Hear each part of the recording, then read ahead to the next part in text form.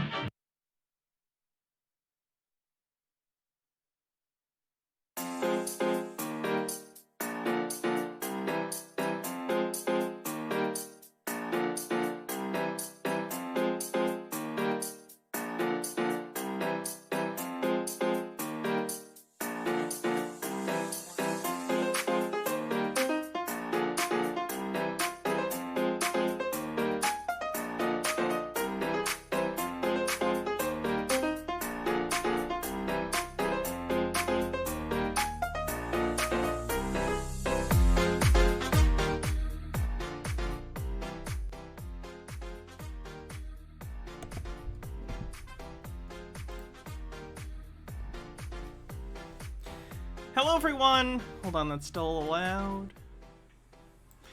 Hello everyone and welcome to another episode of Chud Watch. Frizzy hair edition because it's in the 80s for the first time of the year and my hair, when it gets hot, it just, it doesn't want to cooperate. So this is what we're dealing with today. Hi everyone, how we doing? Today on Chud Watch, we're looking at some Chuds get mad at Disney. They don't like that there's a darn woman in the new Thor movie who was in the first two Thor movies, but now she's a superhero, so now that's not okay. Bumble Homestead, thanks for gifting a sub. Rageology, thanks for 100 bits. I'm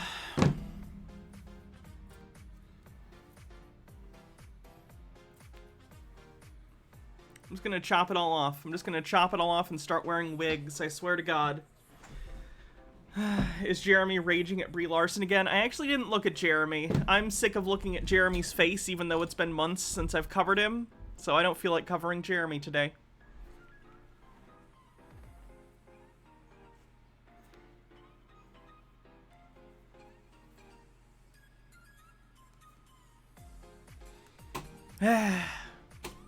Anyway. I guess let's just get into it. What are we gonna watch first?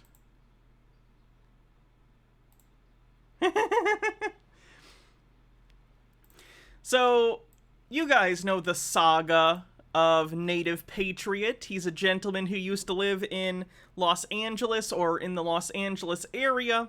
He got fed up with all the woke people in LA and mask mandates and vaccine mandates and stuff for his school. So he decided to move to Texas. He moved to Lubbock, Texas. He's not been having a good time. He doesn't think the gay bar scene is nearly as good in LA, shockingly enough. He hasn't really made many friends. He's kind of upset about it. I haven't seen this video, so I don't know what he's been up to, but I guess we'll find out. How is everybody doing? I'm doing okay. Thank you for asking. 'Tis I, the Native Patriot. Welcome back to my channel. I feel like I'm gonna sneeze. Thank you. Anyways, I'm sitting outside in my car, and there's probably birds chirping and squirrels making noises. So if you hear that, I'm outside in nature. But if you have not already, follow me on social media on Twitter and Instagram at the Native Patriot. Anyways, I wanted to make a video about my update to living in Lubbock so far. In my last video, basically, when I rewatched it, it kind of sounded like I was shitting all over Lubbock, and that wasn't my intention. My intention was to just, as the title suggested, or the thumbnail, to be brutally honest about how I was feeling about Lubbock so far. And in that video, at that time, that is exactly how I felt about Lubbock. And so I wanted to make an update video just to kind of clarify how I'm currently feeling, because I don't want people to get the wrong impression that, you know, I'm shitting all over Lubbock, because that's not the point. Because obviously I made the conscious effort to move all the way to Lubbock from California. Although I did originally move to the Dallas area. I was living in Mansfield. I was living in an Airbnb, and so I decided DFW wasn't for me at the time, so I moved to Lubbock because I wanted something smaller, something more affordable, blah, blah, blah, blah, blah. So I consciously made the efforts to move here. So it's like, I don't want to be one of those people that it's like, okay, if you don't like it, then just leave. So that's why I'm making the second video, is because a lot has actually changed in the past, I would say, month since I've made that video. Did he make friends? That would be good. Radiant Baby, thanks for 10 months with Prime, says, happy Saturday, everyone. I got new plants today. Very nice. DM Trey says, hey, Hannah, so I've been showing my partner Charisma Saves for the first time, and we are at the part where y'all are in Elysium and trying to figure out the bell. And gotta say, it's absolutely golden. For the record, I don't have a defense for that one. That was bad. That's the dumbest we've ever been at the table. A lot of those frustrations that I had in that video mostly centered around employment and work, because I don't want to say my work was unstable. It was just that I didn't feel like I was making enough money for what I was doing. And so I was looking for other jobs, but without boring you with all Kind of sounds like you'd think he'd be in favor of raising the minimum wage then, right? Kind of weird. the details,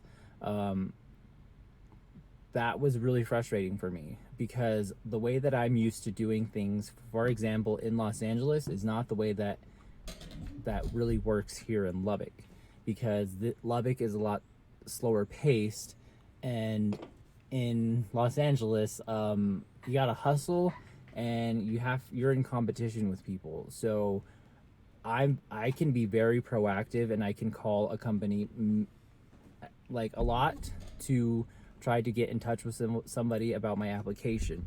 But oh god, no one likes you to do that anywhere. Don't do that. DM Trey says, hey Hannah, I've been showing my partner, oh, just read that one. Speedy Yoshi says, how about the fact that California is going to be taxed an additional $1 billion because Republicans didn't like that Disneyland said, ooh, we're sorry we funded the Don't Say Gay bill. We might put some gay characters in movies. Probably not. That's Florida. That's happening in Florida, not California. here it seems like people get, like, if you're the Yeah, I find that really interesting. It'll be interesting to see if that holds up in court, because it's entirely punitive. Like, it's clearly a punitive action by the government against Disney for political speech. And even though I don't like the fact that large corporations are considered people in terms of the ability to exercise free speech, as far as the courts are concerned, they are. So taking punitive action against a corporation in order to stifle their political speech doesn't seem like it would be okay, but it's interesting. I don't really care either way, because fuck Disney, even as someone who enjoys Disney movies, because they own like 50% of the entire entertainment market. I don't really give a shit about Disney, but also, fuck Florida, and fuck the governor of Florida. So, it is what it is. I don't care if Floridians have to pay higher taxes. If you live in Orlando, you already live in hell. the employer, it seems like employers get irritated with how many times that I call them to try to talk about a job opportunity and stuff like that. Yeah, no one likes that. I've never been in a situation where anyone liked being called about job applications. They'll look through the pile. They'll look through the pile. If you're in the pile when they're looking to hire people, it's fine. What the fuck is this man's beard? He's doing his best. But when I was living in Los Angeles, it was different, because that would show that you're really interested and you're trying to beat out the competition. So I'm realizing that the way that I did things in California is not the way that I can do them here in Lubbock, especially Lubbock. So to summarize, a lot of my frustrations about Lubbock in that video specifically were just centered around jobs and employment, but I'm getting better paid now. So a lot of that stress that I was feeling with my frustrations in that last video, they have been lifted, because I'm starting to get paid a little bit better, especially with inflation, especially with gas prices, although they have reduced a little bit. All of those things were just like really, really stressing me out. And I just felt that like I had so much energy that I was willing to work as much as possible to make things happen for me.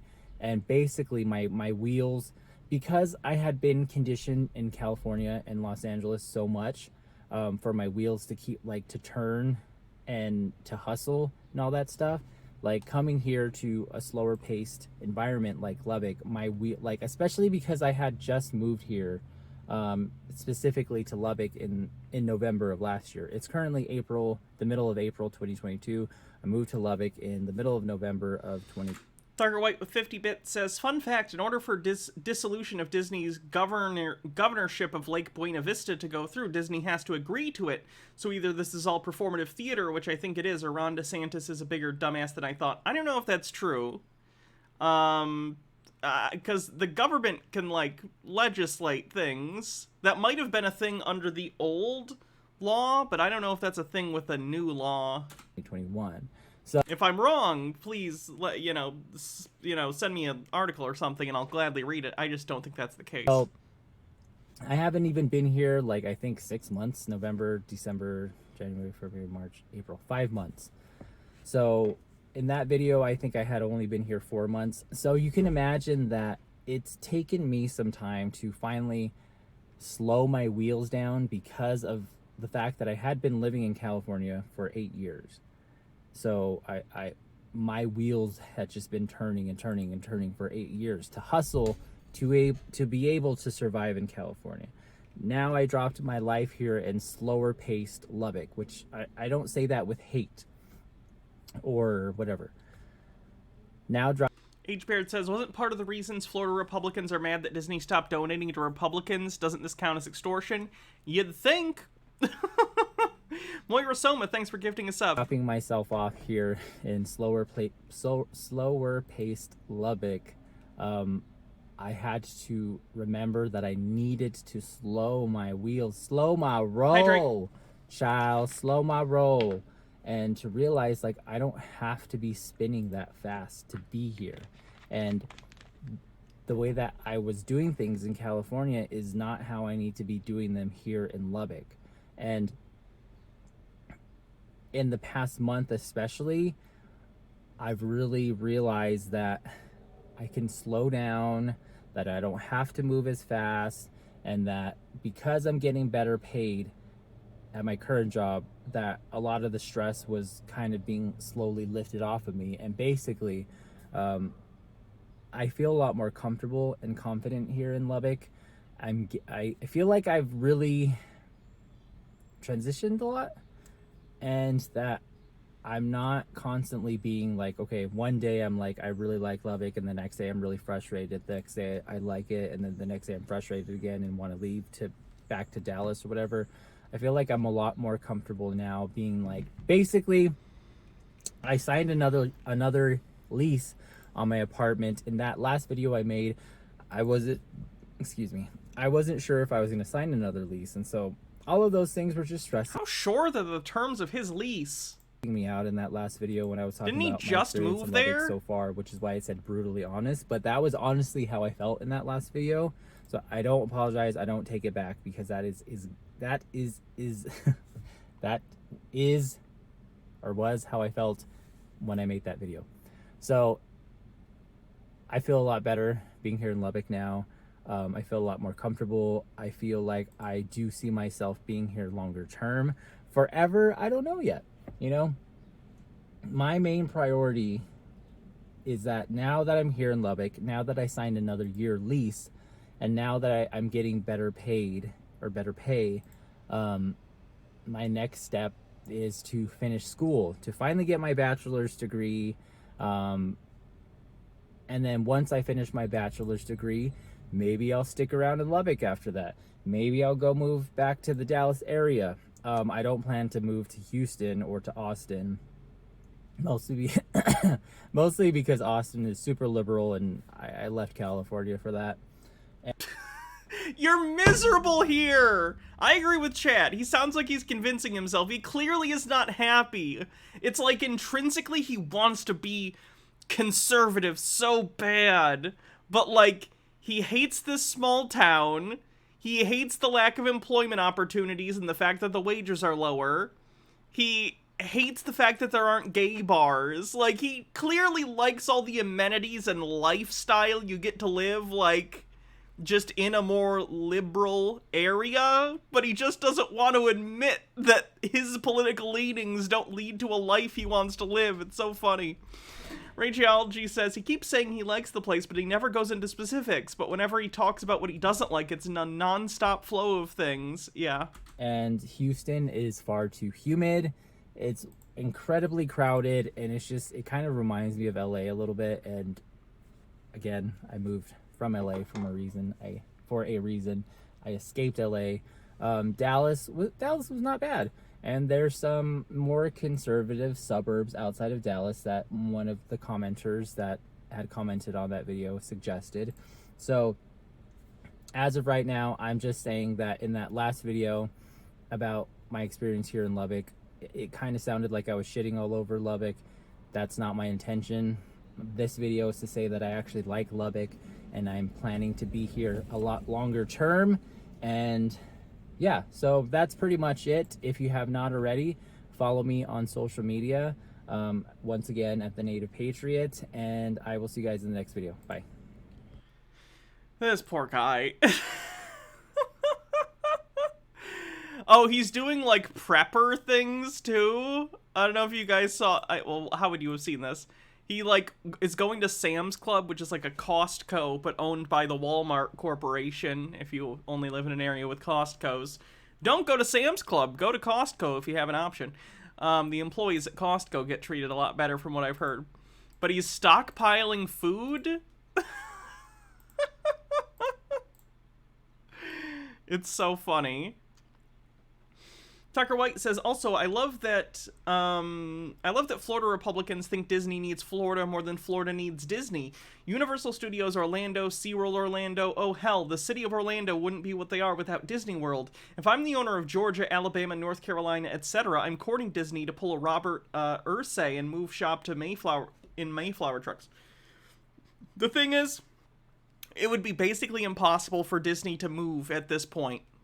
It would be. This is a bad situation for Disney and Florida. It's a lose-lose situation.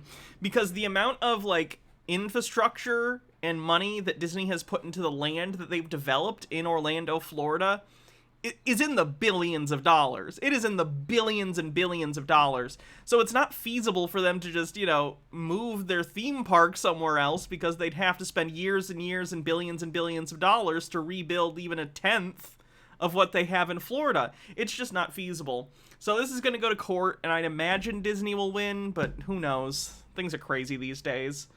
I even have a lawyer friend at this point who doesn't believe that the courts are acting in good faith at this point. Like, she's like, yeah, don't trust, like, courts, basically, because a lot of Trump appointees are just not doing decisions based upon the law. So that's a shame. Anyway, so he's stockpiling. Eating low. I also bought this. This is definitely my prepper food because it'll last. Anyway, so that's what Native Patriot's been up to. That's bleak? You don't say. Yeah, things are gonna get worse, guys.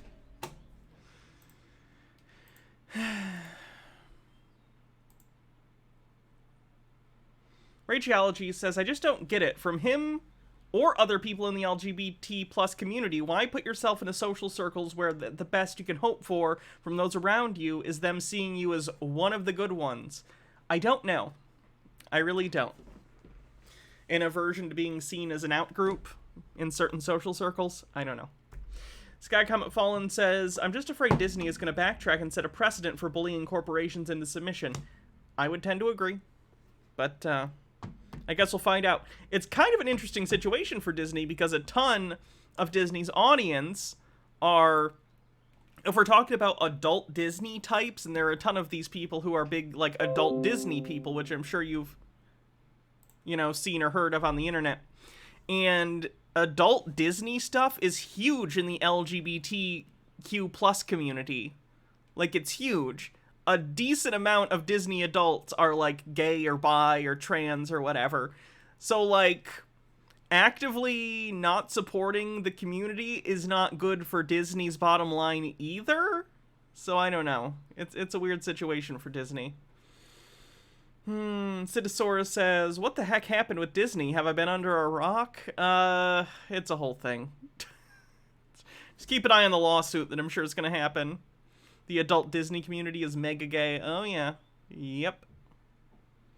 Disney as a corporation have been bastards forever. I agree.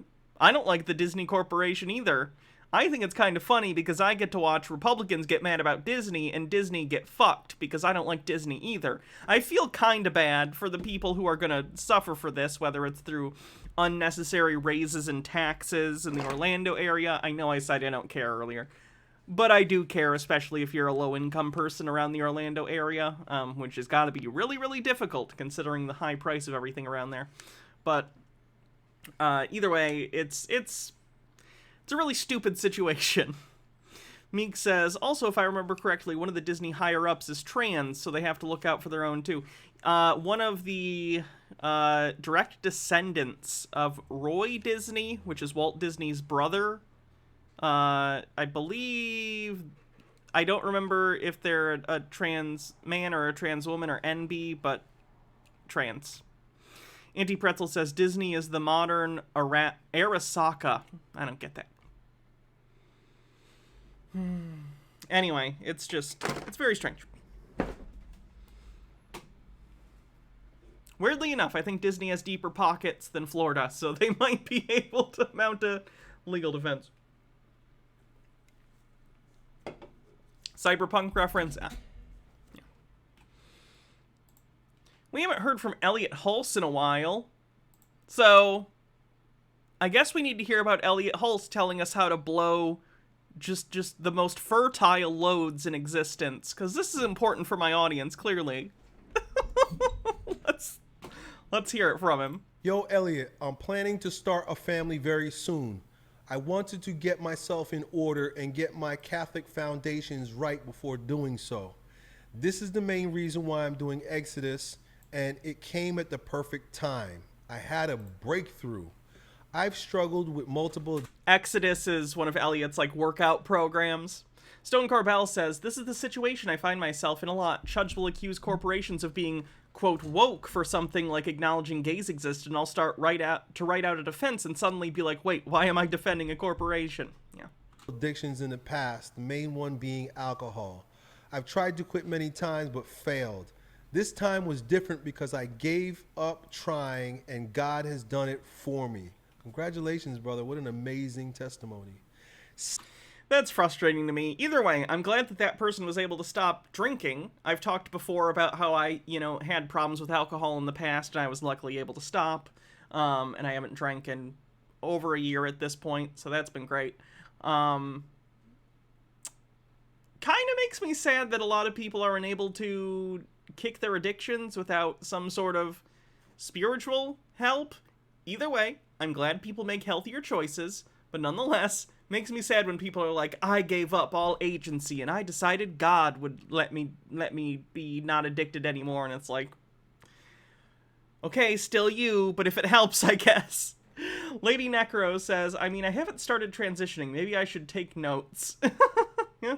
73 days into Exodus without alcohol. I've never done this in my life since before I started drinking as a teenager. That's amazing, brother. It's huge for me. I thank God, yourself, and the program. Question, knowing what you know now, if you were to have another child, how would you prepare? What would you avoid? What new habits to adopt? What not to do? What to feed your wife, etc.? You have given me a couple books and resources to look at that helped.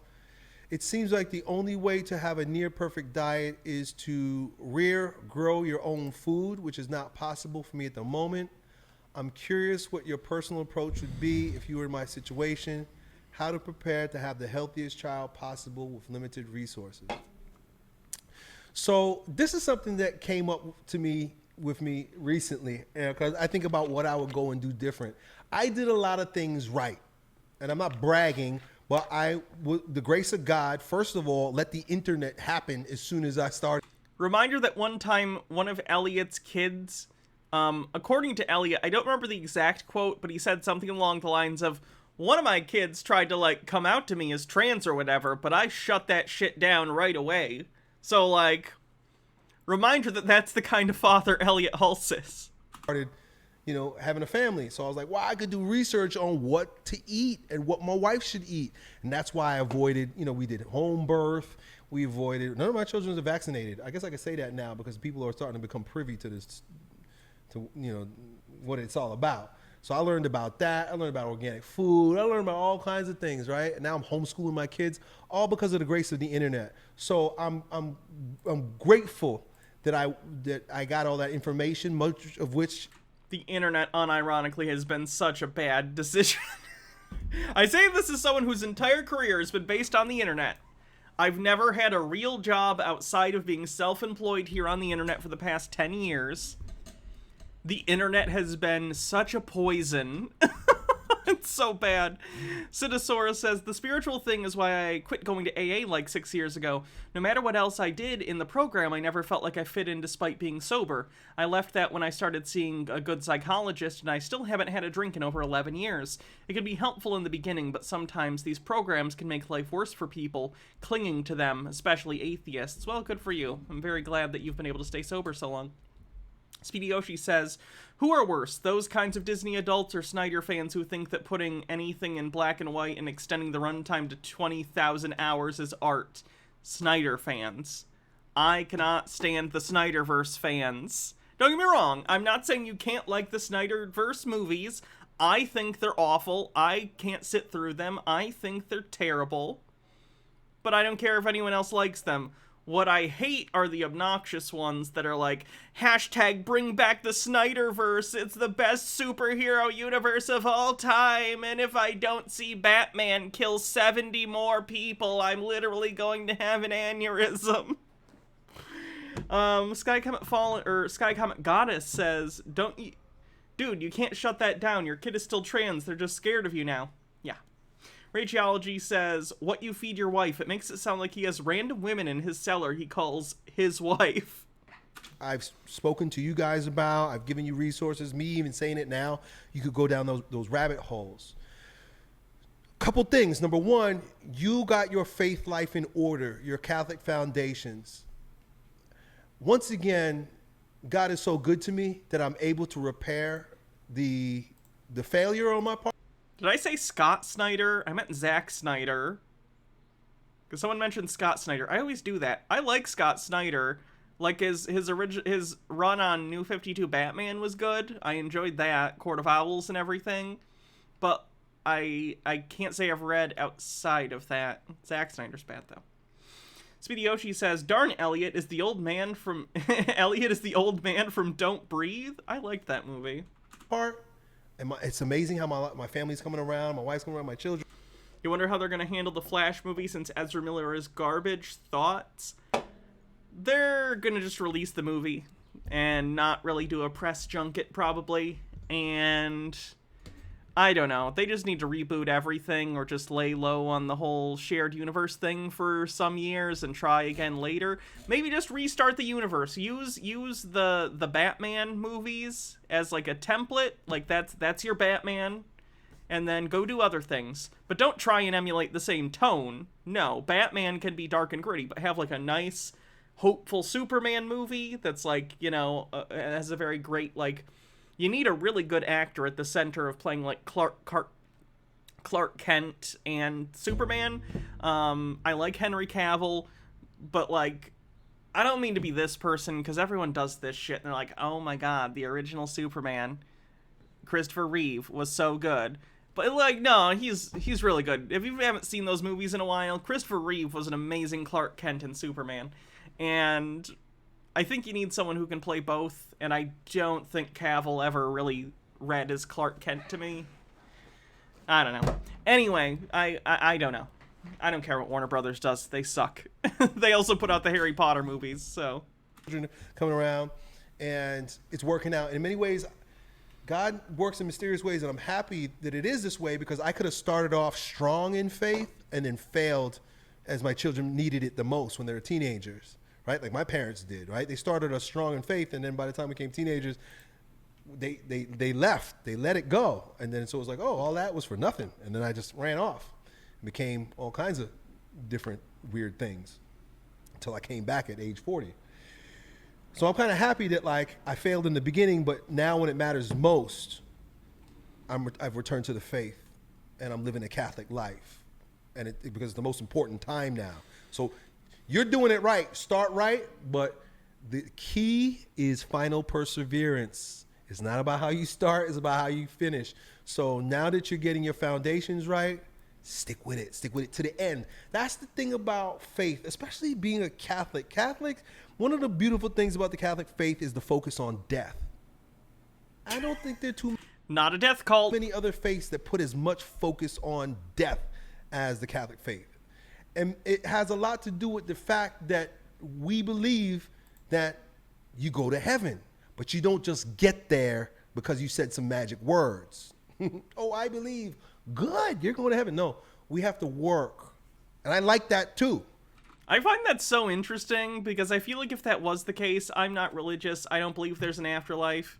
I don't care if you do, that's fine. As long as you're not hurting anyone, I don't care. But the idea that Elliot thinks that within Catholicism, like, he would go to heaven because he commits good works. No, Elliot, you wouldn't be going to heaven. And that is biblical. You must do the works. You got to put in your time, and you got to receive the sacraments. You got to do the things that God asks us to do. Christ asks us to do. Christ asks us to do a bunch of stuff. And his brilliant disciples and apostles carried that on for us through tradition. So you got to stick with it to the end. You don't just say magic words and that's it. And then you go live a diabolical life and say, oh, but God loves me. It don't work that way. God needs perfection. Just think of it. Just think how logical this is. If God is... Speedy Oshi says, J.K. Rowling has no one to blame for Fantastic Beasts failing besides herself. It could have been such a good family series if it was just about the guy going to each part of the world and tracking down beasts, but you have to add in lore and characters and stuff, not to mention the fact that the newest movie is about the good guys fighting to make sure World War II happens. Yeah, J.K. Rowling, I don't know if is this a controversial statement? She's actually quite a bad writer, it seems like. Surprise. So I don't know. I don't know what Fantastic Beasts 2 is doing numbers-wise, or 3 rather, but I hope it's failing hardcore. Sky Comet Goddess says, I'll be back later. Elliot makes me want to die. Sorry about that. Pure perfection, and we are to merge with him in heaven. We can't have any stain of sin. So if you have any mortal sin, definitely you're going to hell. If you have venial sins, this is why purgatory makes sense. Purgatory is not a place, it's a state that a soul must go through before it can truly merge with God the Father, because God the Father is perfect. And if you die with... Oh, that makes sense? Okay. With hang-ups, addictions, anger, wrong thought, heresy, things like that. He literally unironically said wrong thought as if it's a good thing. Then that needs to be purged out of your soul. Hopefully we could do it in this lifetime. That's the whole point of being a faithful Catholic, is to purge yourself of these follies and these errors and the stain of sin now, so that when we do die, we can merge and be in what they call the beatific vision and to see God face to face. Not everybody that dies get to see God face to face like that. Don't let them fool you. So final perseverance, work on the... Both Sonic 2 and the new DreamWorks furry movie is absolutely demolishing it, but Morbius is doing really well, guys. Became the best-selling movie of all time, grossing over $900 trillion and selling 9 billion tickets over the weekend. Rin says, the new one isn't doing well, and they haven't approved the 2 sequels that were planned because of that as well, J.K. Rowling being a TERF and doing a lot of damage to the franchise. Good. The salvation of your soul and the... Let the Harry Potter franchise burn to the ground, and I say that as someone who was a fan of it growing up. The sanctity of your wife. You got to work on those things now and forever and with your children. It's a beautiful thing. So I'm happy you're doing that.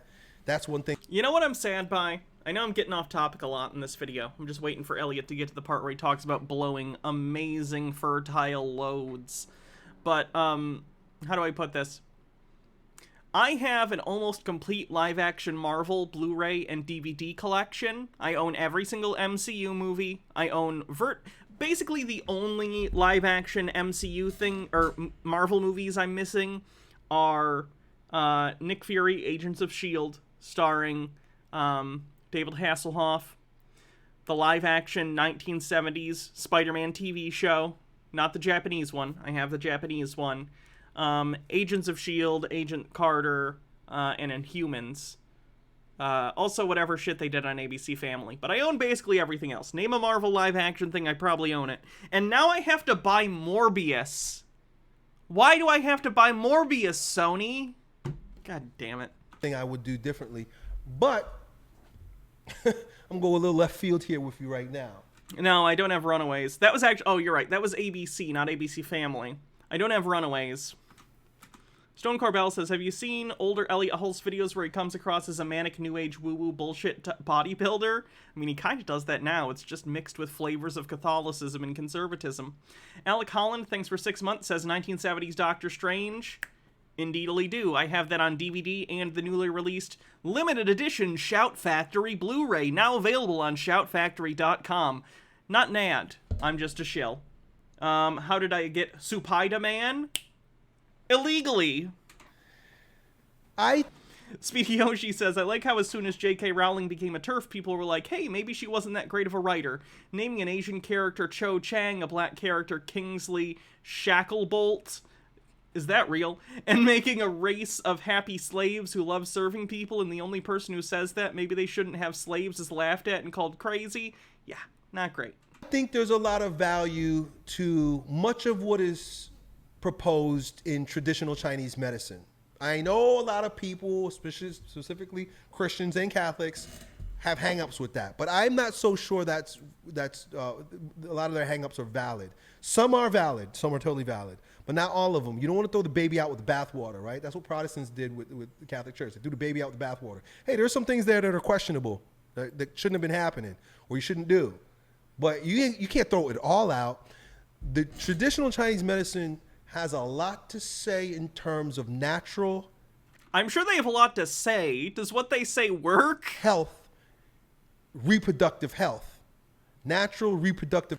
Natural medicine is called natural medicine because if it worked, it would just be called medicine. No offense. Health. And this is all kinds of natural medicine. And so I'm not an expert in this, and I didn't do a lot of these things. I just read books, and I'm like, oh man, I wish I would have known that. One of the things, among many, and basically I'm saying it would be good for you to read books, traditional Chinese medicine books, and there's some of them. Montauk Chia, again, I don't believe in everything he's saying, but there's a lot of things that he teaches about male sexuality and developing, and I mean, this is biblical too. In the Bible, in I think Deuteronomy or Leviticus or something says, don't spill your seed on the soil, right? That means don't blow your load unnecessarily, right? Yeah, it says that there's a story in the Bible, which Jake and I covered back in TBR, in which a man is supposed to impregnate his dead brother's wife because it is the responsibility of the brother in these biblical times to take on any widows of the brother. So anyway, they do, and he takes the person who is now his wife to inseminate her, and they do it, and then he pulls out. Do you want to see something cool? Sure. You can see which one is the filament that burned out. Uh-huh. It's blacker. And then you can see the connection where it blew. Mm-hmm. So you have a working Yes. blinker and a working headlight now. Thank you. You don't want to touch my hands. I appreciate it. I fixed Hannah's blinker and headlight. I installed them myself. And her car is one of the frustrating ones where you have to take the entire taillight assembly off the car. And it's not just you pull off the thing in the trunk and then you can get to it. Love you too, Father. Speedy Yoshi says, the Jewish wizard at Hogwarts is named Anthony Goldstein. If she was to put in an Irish character, the name would be Seamus O. Potato Famine. Cult of Cautious Optimism says, sorry, this is up my alley. Traditional Chinese medicine is essentially a non-centralized herb person with specific mixtures of various herbs, some of which are linked to things like renal, hepatic, and pancreatic failure. Yikes. Lady Necro says, in my religion, it's most holy to blow all of the loads. Let loose the most holiest of bukakis. How does Baja install car parts without a penis? She borrows mine. Yeah. Yep. I borrow hers. You can hold on to that, by the way. I don't need it back. Oh, I wish I would take it from you and then yeet it out the window. Who is the woman next to you? That is me. I am her fiance. Hello. My name is Baja. I don't. DM Trey says, and let's not forget about the disgusting hook-nosed bankers. Yeah, the whole goblin thing. Ugh, Don't I need to wash my hands. All right, I appreciate you doing that very much. Yeah, So of course. thank I you. didn't want it to get dark outside. So. Well, thank you.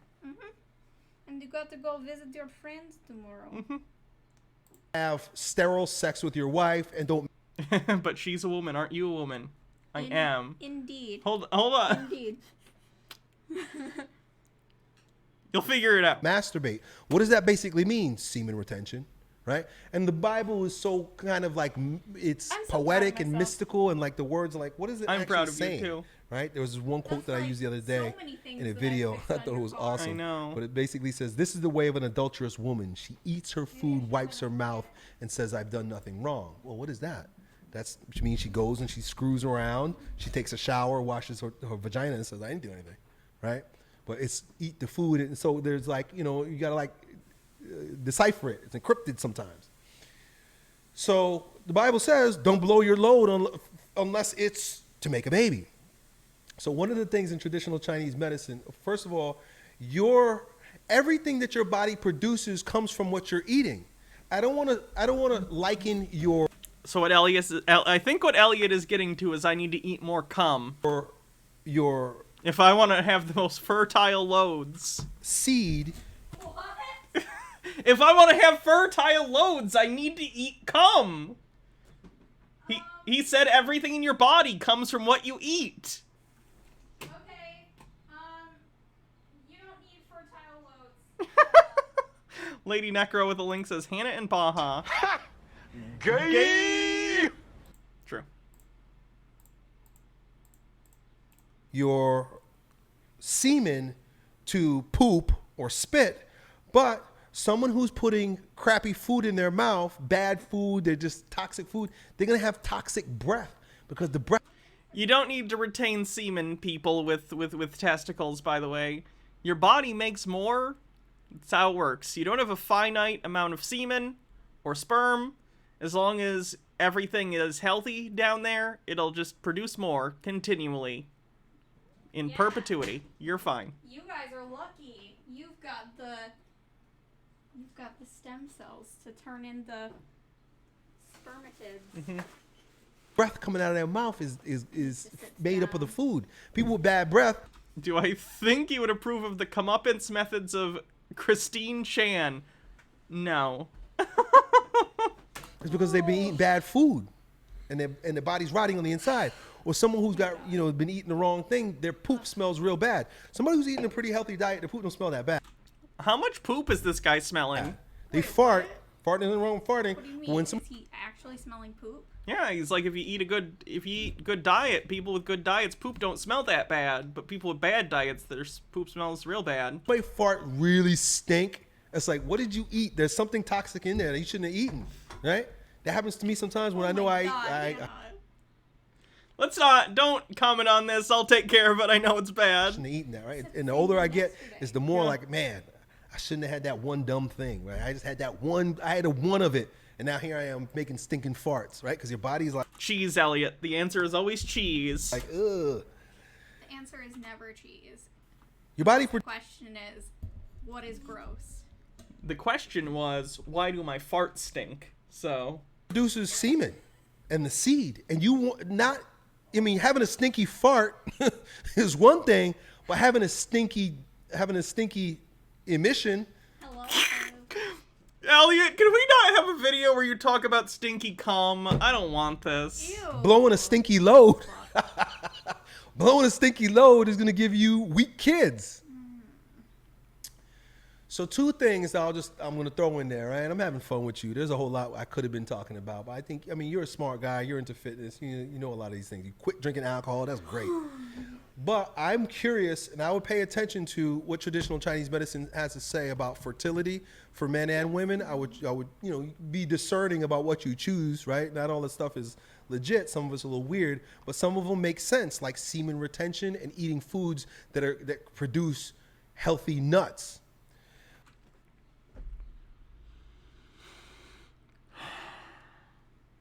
H paired with a link.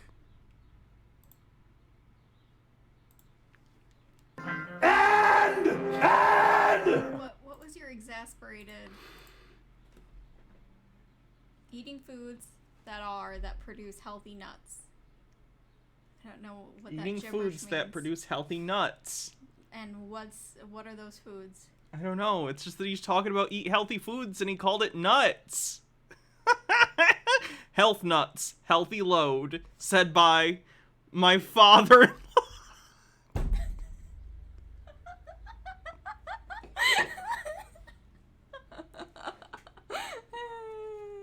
And so I love you, Father. I didn't say it explicitly, but one of the things I would do, and I heard about this, is first of all, you want to eat the right will you foods, have but you want to children with this other retain that woman? semen that We you absolutely intentionally are not use having to children. We don't want kids. We have 3 cats. Yeah. blow your load If to make other a baby. people want to have children, You want that's to have fine. an We don't want children. intentional ejaculation for a baby, and that means that you got to build up to it. And so there's this idea that, well, you, first of all, be healthy, don't drink alcohol, stay away from toxins, do all the things that you do to have a healthy emission. But the more you build it up, rather than spilling your seed, the more that help. That just think about the potency of that seed, that Here is semen, my right? child That now. load. This is disgusting. And then What is spilling your seed, the more. Put this in your ear.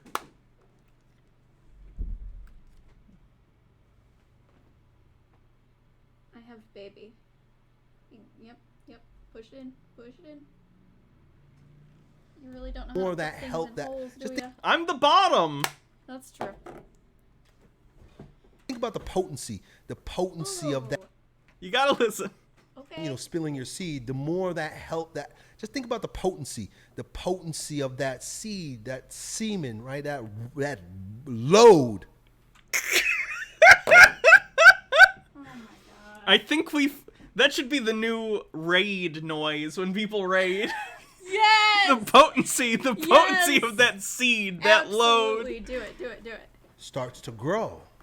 And so I would, knowing now what I know about a woman's rhythms and how important it is for multiple different things, save up that load for a month. Oh. Will, I am not okay with 45 bits. Longer if you can. Okay. This is just like what? No, go for it. You're a developmental geneticist. This is up your alley. I just don't understand like why he thinks that saving it up for a month will do anything. Like your body produces sperm over time. It's just constantly like being produced. And like if it's just sitting in your testicles all the time, like you're just subjecting it to the possibility of it, like of the sperms dying or being in an inhospitable environment. Like what if you get a fever in that month at some point? Fevers aren't good for sperm quality. Or like, if you wear super tight underwear or super tight pants, it holds your testicles closer to your body, and that causes, the warmth can cause damage to the sperm. Like, I don't know. And I've only ever seen mouse sperm, like, under a microscope. So I don't know much about, like, human sperm. But I think the principles are similar, Save up and be intentional about what you eat, what you do, what you think, all of it. Save up that load, and then when you know that she's Oh, sorry. There's Auntie Pretzel says, all this boils down to, quite seriously, don't be poor, because poor people eat a lot of highly processed, cheap food. It does have health effects, however, he's conflating way too much. Jack off, Elliot. You sound like you need it. Overthought says, yeah, I'm not listening to this guy. Big breathing. Big body breathing into your balls. Shake your balls. To get the breath down lower, shake your balls. Is he jacking it on camera? No. Feel your balls shaking. Feel your balls shaking. Feel your legs shaking. Feel your belly shaking. Stromboli, I have no opinion on that, and I am not reading it out loud. I cannot speak to any of that. Breathe and shake. Breathe and vibrate. You're using vibrate. You're using vibrate. That word vibrate. I don't think Hannah has That any vibrate. experience with that at all. Vibrant. They like to say fucking vibrant. They like to say vibrant on TV. They like to say vibrant in commercials where they sell you pills. But the people in the commercials don't vibrate. They're stiff. They're stuck. They're neurotic. Kick. That's enough of that for now. Tucker White with a link. Oh my. Zealous55, thanks for 17 months as I subbed a year and a half ago and bought a house in which I'm moving all into tomorrow. Is Hannah the reason? Yes. Everyone watching sub and let the good fortune shake your balls. True. I'm definitely the reason you were able to get a house. It's magic. Ovulating, you blow that giant, Oh, yeah, same guy. healthy load right up in her, and then say a prayer. Make your baby with that. I think that's how you'll get the healthiest baby. I know in our weak, egalitarian, soft pod, sissy world, they don't like to hear this, right? Because they think everybody's Giovanni, the sperm retention thing has been debunked. equal. We're not all equal. There's some people that's weak and there's some people that's strong. It's just what it is. No, but we're all equal. No, you're not. Some people are healthy, some people are weak. They don't want to hear about, doing things that make your children weak. But some children, just think about it, come from a weak nut. I think.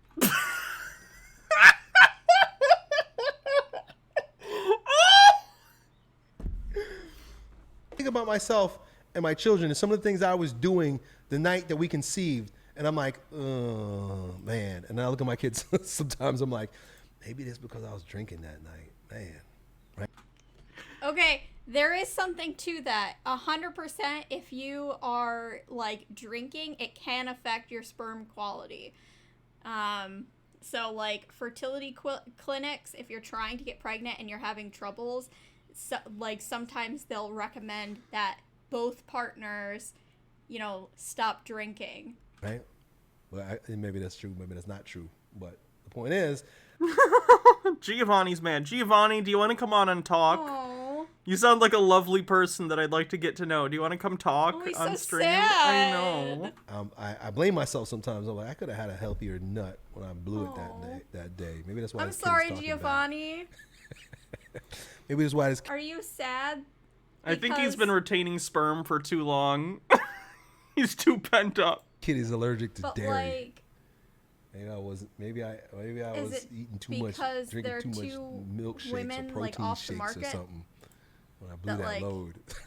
he has no chance with? Crazy stuff to think about, but it's kind of legit. Like, there's somebody said this the other day to me, or wrote a comment. It was like, Elliot says some stuff that sounds pretty ridiculous, but it sounds true too at the same time. I know that I sound ridiculous what I'm saying, but at the same time, it's like, it makes you think. Yeah, make you think. I want to have healthy loads. And again, this is not me making it up. This is traditional Chinese medicine stuff. So I would look into that, dude. Hope that helps, man. Done. Did you know that there's a secret psychological and social war on masculinity in the West since at least the 1960s? If you think I'm crazy, you need to watch my new free masterclass. You'll learn the history and origin of this war, as well as how it's affecting your health, your finances, What war and how is this? females respond to The you. war on masculinity. You're a man who's open to a compelling vision of traditional masculinity, financial freedom, success with women, and generous leadership. Then you'll definitely want to study this class. It's called Make Men Strong Again, How Millions of Men Are Fighting Back and Win. He wants to be MAGA Gary V. I'm not giving him my email, that's for sure. Fake email, fake email, fake email. It would probably give a link to that email that I'd have to use, so I'd have to actually make an email. Hydrate, will do.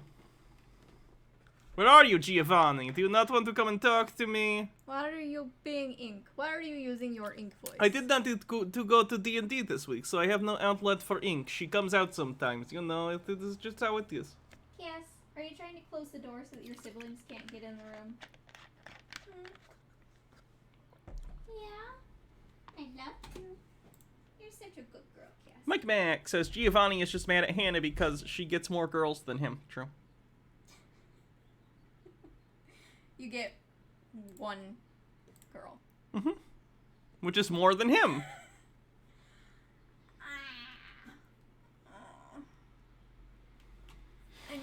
make dinner, but I'm being lazy. Go make food. Go eat. You deserve food. Cass doesn't want to share. She wants to close the door so that her sisters cannot get in. Ugh. So what is the theme of this stream? It's Chud Watch. I'm going to take some of your water. How dare you?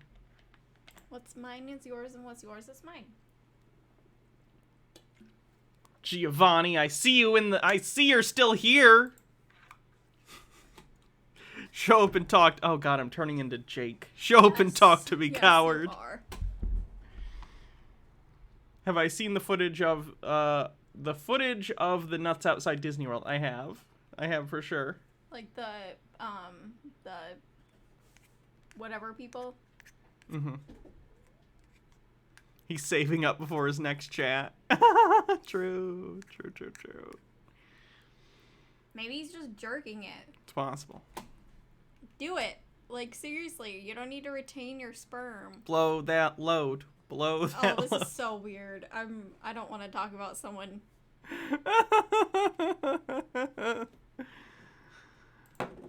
If it wasn't clear, and I think Twitch says this is an 18+ stream. Yeah, I have mine set to mature. Rachology says, Elliot Hulse, you're a man who's open to a vision of traditional masculinity. Just sounds like an ad for gay porn. Giovanni! Boxers train. It's their life. If they as professionals can feel the difference even in training, I believe... This has nothing to do with what I said. Giovanni, come on and talk to me. Do you really want to talk to Giovanni? I think it would be funny, yes. But is that like... What, a productive use of my time? Have you seen this stream? That would be the most productive I've been in months. The most productive I've been in months was yesterday. Ugh. Are you biting your nails? Mm-mm. Okay.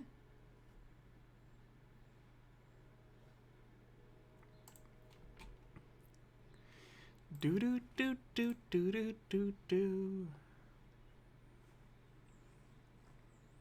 Is that the flat earther? No, the flat earther never messaged me back. Goddamn coward.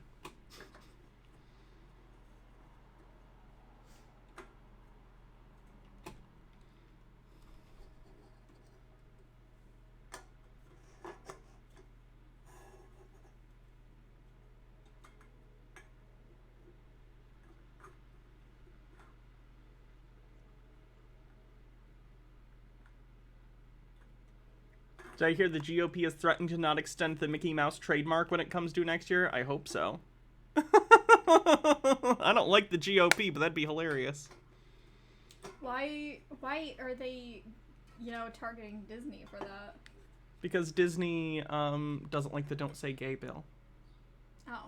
Giovanni, are you gonna come on and talk to me or not? You women think you know it Yeah, all, but you don't. I know. He just keeps talking. Talk to me in person. You take forever to type. Are you 60 years old? Why can't you type like a normal person? It's okay.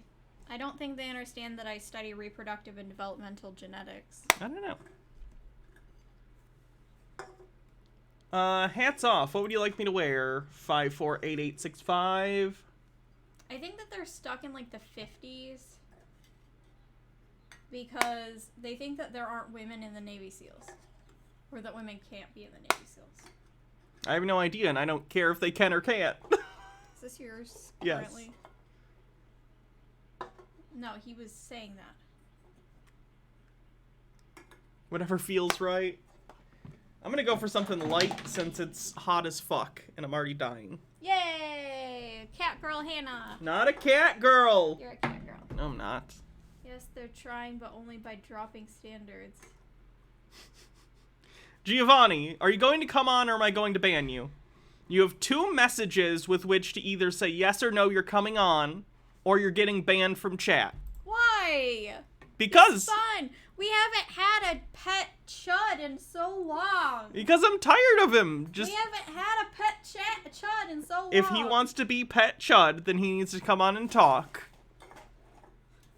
Defend like a- your honor. Come on, just like a big boy. Oh, ew. Don't say that.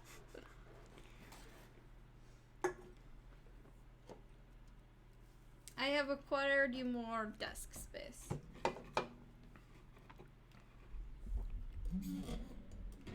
Hannah, don't ban my burner account. Send tweet. Funny.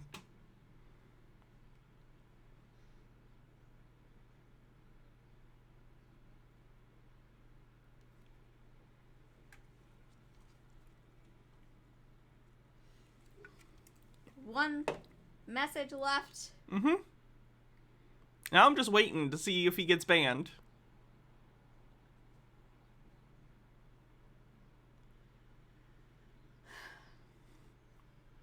You think he's sitting there like,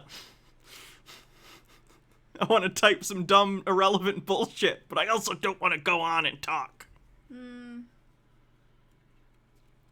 I don't know. I haven't decided whether or not I think he's an actual, like, teenager or... There we go. See you later, Giovanni. Thanks for playing. Bye-bye. I I love you. love you too. I I'm know. going to make curry. Would you try some curry? I don't like... Is it spicy in any No. way? What's in it? It is spices, but it's not like hot spices. I'll try a bite, but I'm probably not gonna like it. Okay. I specifically got the mild curry for you to try. Alright, let's watch something. How long have you been streaming? Hour.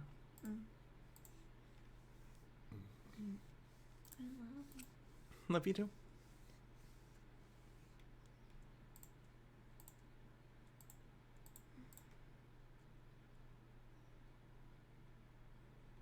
Hi everyone, Sandman here. This video is brought to you by a donation from Mr. Anonymous, and here's what he has to say.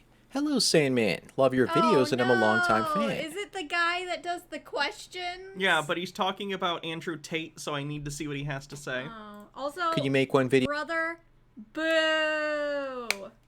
about Andrew Tate? You mentioned him once before.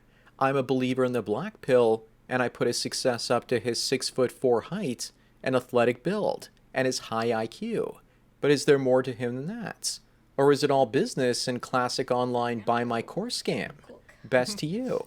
Well, Mr. Anonymous, thanks for the donation as well as the topic. From everything I've seen and heard about Andrew Tate, the former kickboxing world champion, he's oozing with brilliance out of Oh no! every pore, and he's wise beyond his years. Sure, a guy might be blessed genetically with more intelligence and height, but you can't say that's the only reason for his success. Andrew Tate has things that most men don't have. The first being courage. He had the courage to get into the ring and get beat up badly and embarrassed. What about the self-discipline required to train to fight and build up your muscles? Do incels really believe that six-pack abs just magically show up because a man is a Chad, and for no other reason? He also is impervious to shaming language because he was running a digital whorehouse and didn't seem to care about what people had to say about him. Not to mention courage going up to the Romanian mafia and asking them if he could start a business and compete against another criminal organization. I respect the guy's risk-taking behavior. Is that nature or nurture? You be the judge. I know plenty of tall guys that have high IQs and end up becoming pizza delivery boys or retail workers. Why don't they all turn into Andrew Tate if they have a same Why or aren't they similar even using pictures of Tate? genetic template? Those guys are mostly all theory and no action because their brains get in the way. Then there are guys that are morons that succeed in life because they copy other successful guys and emulate their every move. Those guys are all action and little to no theory. This guy just radiates charisma, you don't say. I would put guys like the bulldog mindset into that camp. Andrew Tate is a combination of theory and action, and that's why he's become so successful. He's hungry for a better standard of life for himself. He started with no money and built himself up. I credit much of his success to the discipline it took to become a kickboxing You hate how he talks so much. Holy shit, why does he talk like that? I don't know. champion. Hard work, discipline, and determination are the primary reasons for his success, not his genes. I wish that black pillars would realize that it comes down to the individual man's soul for success in business and life just as much as his body. He can't do it physically. Yeah, we can veto the video. His voice is very annoying. Okay, it's time to listen to Chuds be mad about Disney. In particular, right now we're going to watch some Chuds who are mad about Marvel stuff. Of course, Chuds have a major beef with Disney right now anyway, because Disney spoke out against the Don't Say Gay bill, and now they're freaking out about it, and trying to, like, cancel Disney, and trying to get their, actually successfully as of right now, got their, like, special governance exception revoked. That's probably going to go to court. I don't really care either way. I'm not going to cry for a multi-billion-dollar corporation. But either way, they're mad about Marvel stuff, so let's take a look.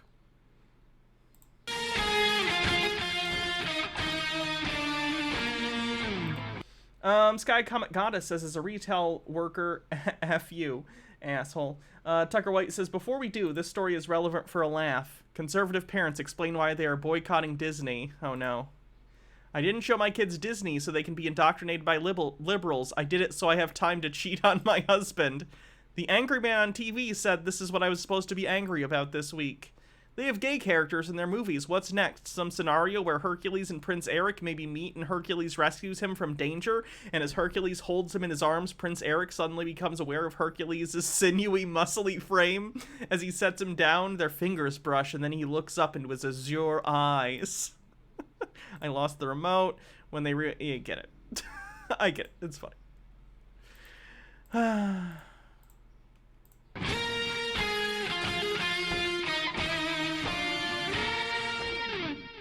Howdy, y'all. I'm Adam, the Renaissance Nerd.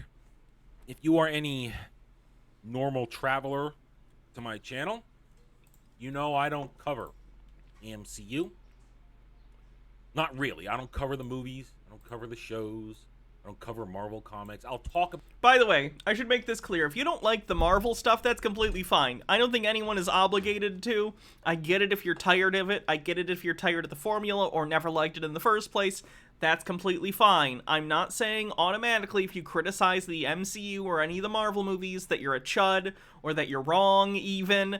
The issue is that people like this and people like Jeremy, the quartering nerdrotic, their issue with the Marvel movies isn't the fact that they're formulaic or that they kind of undercut things with jokes a lot or that lately they've been relying a lot on pretty bad green screen. It's, oh no, women and non-white people in my movies that bad. So I'm specifically talking about chud types that do this, not just if you don't like the MCU, which is completely fine. No MCU movie is going to end up in the Criterion collection. Let's put it that way. Fontuck says, do Chuds not know about the Owl House? You'd think they'd rage about that being bigots and all. No, they probably don't. Sky Comet Goddess says, Traveler, what is he, a sovereign citizen too? Buzzing. And H. Baird says, I mean, Lumiere and Cogsworth were clearly exes, and Elsa's whole story was queer AF. How do these people seem surprised that Disney would not be homophobic? Lack of media literacy.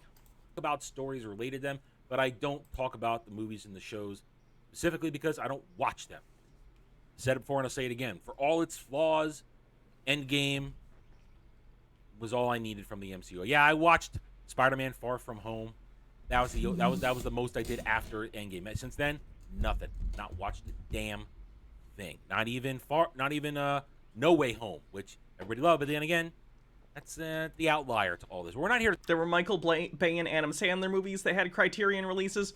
To be clear, the Adam Sandler movies that are in the Criterion collection are Punch Drunk Love and Uncut Gems, which are not Adam Sandler movies as much as they are good movies that happen to star Adam Sandler. I would never hear someone describe Uncut Gems as an Adam Sandler movie. You know what I mean? I can't excuse Armageddon, though. I don't know what they were thinking on that one. We're here to talk about No Way Home. We're here to talk about the fact that yesterday, at last, after the demands of the stands, they dropped the Thor Love and Thunder trailer. Now, I'll admit, I've only watched it through reactions to other people because I can't be bothered to care. Okay. Bothered to care. And that's the question fine. of the day that I'm going to ask you. If you've come across this video, I'm asking you, why do you care about this movie? Why do you care about The biggest point to me is that it's being directed by Taika Waititi, Hydrate, and I think Taika Waititi's a really talented director. He's a very funny guy, funny writer. I liked Thor Ragnarok a lot. It was the first Thor movie that I thought was actually good. It was quite funny. His other work outside of that, on things like What We Do in the Shadows, on things like Jojo Rabbit, have been excellent.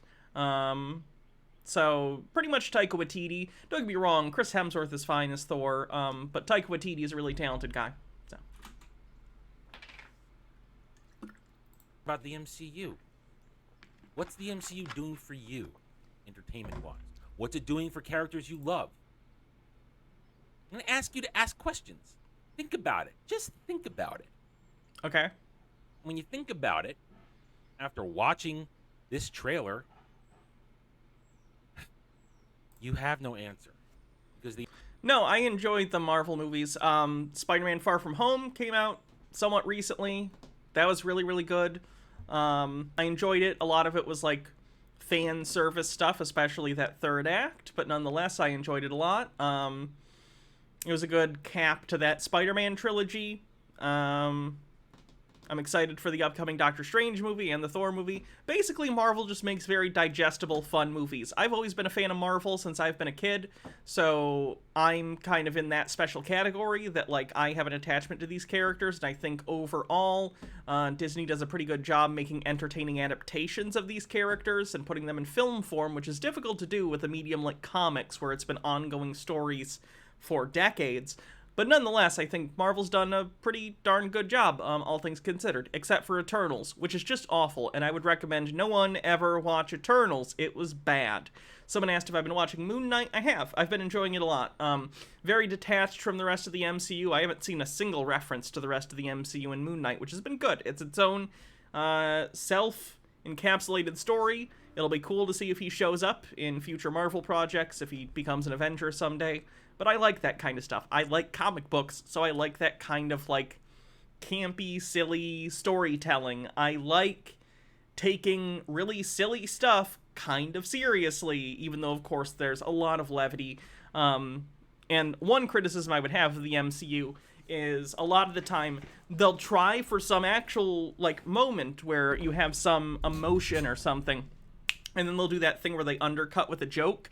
They do that too often, and I wish they wouldn't do that. It's like they don't trust their audience to actually be able to take any of it seriously, when in reality, if people didn't take it at least a little seriously, they wouldn't be able to have one of the biggest franchises in the history of film.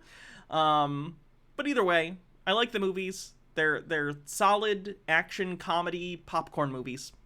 That's about it. I don't expect any more from them, nor less. the answer is, in the end, nothing. This whole trailer is nothing. Again, he's entitled to his opinion. That's completely fine. I think he's going to get into Chud reasons in a little bit. If you didn't like the Thor trailer, absolutely cool. The issue more so is that he's assuming that's the case for everyone. I think it looks really good, considering it's being made by Taika Waititi, like I said. The visuals, the overall tone that it seems to be shooting for, with Thor going on sort of a journey of, like, self-discovery. I think that sounds fun. Looks like a fun movie. Sidosaurus says, I just got Disney Plus and have been watching Disney movies I've never seen, which is fun, plus nostalgia watching older ones. Is it too late to watch MCU movies since there's so many at this point, or should I give it a try? I think you should give it a try. If you've never seen the MCU, definitely check it out. Watch them in order that they released, if you can, please. I think that'll make the most sense. So look, Google which order they came out in, and then watch them. Iron Man's really good. Hulk is so-so. Iron Man 2's so-so. Then, by the time of Avengers, I think it starts getting going really well. But yeah, I'd recommend it. I think it's good. But, you know, your mileage is going to vary on that. It's meant to... It depends on how you feel about superheroes in general, I guess. If you already don't like superheroes, you're not going to like it. But they're fun action comedy movies. Kippy says, that's my literal biggest pet peeve with them. That was what made me so upset in Thor Ragnarok when Bruce decides to risk his own existence to become the Hulk to save the last Asgardians. Like, what a deep, poignant moment. But nah, I gotta slapstick him, face planting right into the ground. Sorry to vent, I had to get that out of my... Excuse me, right out of my soul. Yeah, I get it. To trigger memories that have nothing to do with the movie, memories that will put you in a happy place, feelings that'll make you feel warm and fuzzy, but in the end still have nothing to do with the movie while you're seeing things in scenes and images and clips edited together in this trailer that tell you nothing. It's a teaser trailer, and it does tell you stuff. What? What do you mean it doesn't tell you anything? Again, I'm all for valid criticism of the MCU because there's a ton of it, but that's just untrue. Thor is having trouble being happy doing hero stuff. He's going to go out and try and self-discover himself. That's basically the plot. Valkyrie's clearly in charge of New Asgard on Earth, and it's become sort of a tourist destination. And then at the end, we see Natalie Portman as Mighty Thor, or whatever they're having her go by in this. Like, told you a lot. And Rachology with 50-bit says, I don't like most Marvel stuff. I don't like lots of things. What I like is people talking insightfully about things they're interested in and are passionate about, which is why I could watch an entire stream of Hannah talking about Marvel movies, whereas the only way I can tolerate this guy is part of someone else's better content. Yeah, nice. But still do... That would be a fun stream sometime, just going through my entire Marvel movie collection and talking about everyone and how I feel about it. Almost no one would watch it. Like 30 people would probably show up, when normally I get between 200 and 300 people watching stuff. But I think that'd be fun. Actually tell you how bad it is going to be. So I ask you again, what do you get from this movie? Why are you going to watch this movie? Why should you care about this movie? They want to make you care. They want to overlay it with one of the greatest hard rock songs of all time, Guns N' Roses' Sweet Child of Mine. One of my all-time favorites. Hell, it's my universal ringtone on my phone. It's my universal ringtone. Wait, who still has a ringtone in 2022? Keep your phone on silent, weirdo. That's how much I love that song. Whenever you call me, the intro to Sweet Child of Mine plays. The first 30 seconds will play. That's how much I love that song. They're counting on that you love that song, too. They're counting on that's going to invoke the warm, fuzzy feelings. Going to make you think back to awesome things surrounding that song. What you feel when you hear that song. Yeah, it's clever marketing, but that's all it is. It's clever marketing because it has nothing to do with the actual story that they want to tell. Did he just learn about non-diegetic music cues and movie trailers? Story of... Yeah, that's a thing. Thor discovering himself for the umpteenth time. This is not... We don't know who Thor is anymore in the MCU. He's the last man standing from the original crew.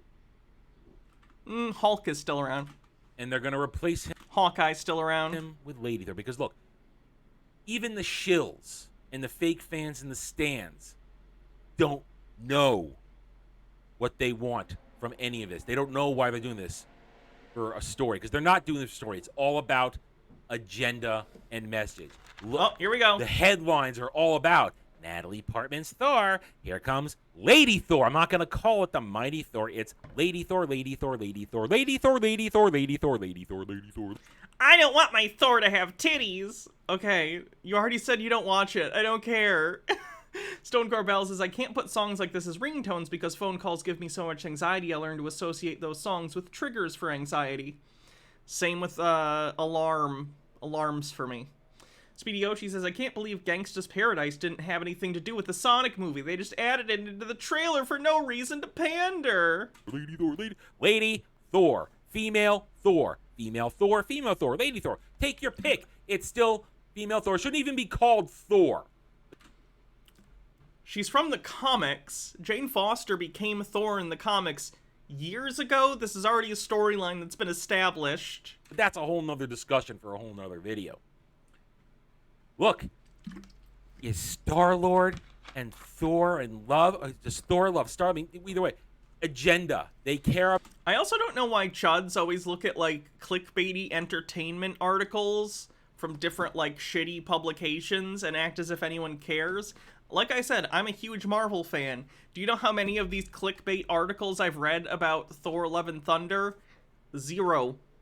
Big ol' goose egg. I have not read a single one. I don't care. I don't care what clickbaity entertainment journalists have to say about a trailer that I can watch for myself. People don't read these. Meek says, just imagine in 20 years, CGI tech will be so good that you'll have 70-year-old actors playing 18-year-olds. Speedy Yoshi says, calling people fake fans and then not understanding that Thor, Captain Marvel, and tons of other women characters are in the comics. Mike Max with a link. What if Jane Foster had found the hammer of Thor? Yeep, that is a what if that was the first time that this happened, and then they actually made it in the actual canon some time ago in the last decade. I don't remember exactly when it happened. About And I don't want to talk about it too specifically because I don't want to spoil it if the movie has the same reason that she's using the hammer of Thor. Hydrate. making everybody gay. You look to Twitter, and again, I give all credit from what I'm about to show you to the master of TDS on Twitter, doing the Lord's work among many others of wading into that sewer and picking out all this stuff collected. This is that individual's hard work, so I give them the full credit. Look at these Twitter comments on the trailer. They're not actually talking about a possible story, what they might enjoy from the movie. They're talking about how much they want Chris Pratt to be upset that Star-Lord and Thor might be members of the alphabet community together.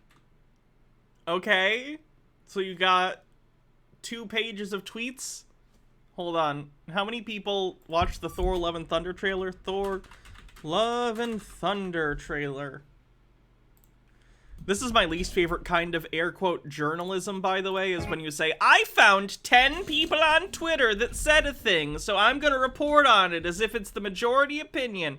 31 million people have watched the trailer so far, or at least it has 31 million views. And he found like 20 people. Also, yes, on Twitter, people talk about the fact that they don't like Chris Pratt. Surprise. Stone Corbell says, giving everyone to gay. One couple is gay. Speedy Yoshi says, literally every single person, they won't make Star-Lord or Thor gay in the movies. Most of this stuff is just jokes about Chris Pratt is homophobic. Yeah. I think Valkyrie might end up being gay or bi or something, but other than that, no. Mike Max says, this guy, she shouldn't use the name Thor. Marvel. Yeah, the Thor Corps. Yeah. Was this from the Secret... yeah, this was from Battle World during Secret Wars. Yeah. I liked that the cops were Thors. I thought that was interesting. Speedy Yoshi says, literally every single person they won't... Oh, whoops, sorry. Rachology says, I'm going to agree with him. Having Thor be a woman by the powers being gifted over is lame. Keep the original Thor. I want an entire movie chronicling her beautiful transition. Von Tuck says, I really feel like this dude would benefit from touching grass. Is that the solution to fascism? Just get a life, Chud? I think so, yeah. That's all they care about. They only care about canceling Chris Pratt. I'll have you know, I watched the trailer for that, and I didn't think about canceling Chris Pratt once. I just thought it looked like a fun movie. That's what these stans, these fake fans, these agenda-driven weirdos care about. All they care about. How does this guy... Like, for one thing, what he's saying isn't true. It's baseless, and he's just trying to stir up his audience to be like, yeah, I'm the real fan, as if, like, I don't care about the story or something. I do. Oh god, I lost my train of thought. Shit. What was I saying? Shit. I gotta go back. Agenda-driven weirdos care about. All they care about. And as I showed you in those headlines a few moments ago, that's all the headlines will care about. Agenda. Are they gonna be gay? It's Natalie. No, most people don't don't give a shit. Oh, I remember what I was going to say. First of all, it's funny to me, like I said, that he thinks that the majority of people, that's their primary thing and not just, oh, this looks like a fun movie, and then also let's talk about this other, like, stuff that's kind of orbiting it, like Chris Pratt or whatever. But I also think it's funny that he thinks Disney would even give a shit why someone goes to see a movie as long as they get the money. Like, it's okay. If you don't like Marvel movies, by all means, don't like Marvel movies. I get it. I totally get it. But going online and bitching isn't going to do anything. Natalie Portman's Thor. You gonna get Guardians of the Galaxy in this? Probably not. The synopsis leaked out. They're gonna be there probably in the very beginning, and then they're gone because Thor walks away from them to go find himself, like we said. He said he doesn't know what the story is, but he's literally describing the story that the trailer showed us was going to happen. Speedy Yoshi says, this guy, I'll have you know I saw a buff Natalie Portman during Thor trailer and I only cried for 20 minutes. Why are you watching this movie? For fun. What are you looking forward to in this movie? I'm looking forward to Taika Waititi's writing and directing. I'm looking forward to the fun visuals. I'm looking forward to Gore the God Butcher showing up. I think that'll be interesting. Christian Bale is playing him. That wasn't in the trailer, but I just happen to know that. I think Natalie Portman as Mighty Thor or whatever she's going to be called. I think that's interesting and could be fun. Yeah, I like the Marvel movies. What do you mean? Replicant 2019, thanks for 6 months, says, 6 months listening to your stream have really helped my depression and anxiety. Oh, nice. Thank you. Looking forward to seeing Chris Hemsworth Thor step aside so that Lady Thor can take over. Because we really want to see Natalie Portman's Jane Foster and likely CGI'd up or practical effects up. She actually got super buff for this. Did you guys see this? This is nuts. Natalie Portman buff. Natalie Portman, like, got buff as shit for the Thor movie. I don't know if you guys saw. That's nuts. Look at that. This is when she got announced. Look at her arms there. Oh, here. There's a side-by-side right here. Oh, my God. It's just crazy. Either way, I wouldn't really care if she was entirely CGI'd. I don't know if this guy knows this, but superhero movies aren't real. I don't know if he knows this either. Thor can't really fly by throwing his hammer. So, if they use CG to make her look a certain way, that's fine. It's a movie. That's what they do in movies. Bulk. That's probably what it's going to be. This is Natalie Portman. 5'0". Barely can probably lift a bagel. Does this guy know that, like, Chris Evans couldn't really throw a shield and have it bounce around a bunch and have it come back to him? He also can't, like, grab a helicopter and hold it with his bare arms. It's a movie, weirdo! Why are you watching this movie? Why do you... For fun. It's an entertaining movie, probably. care about the MCU? I keep asking this question because can you answer it? This movie's not going to fulfill anything for you. Sidosaurus says hype and kicks off a hype train. Tube Man with 100 bits says Beta Ray Bill better show up or I'll riot. I think that'd be fun.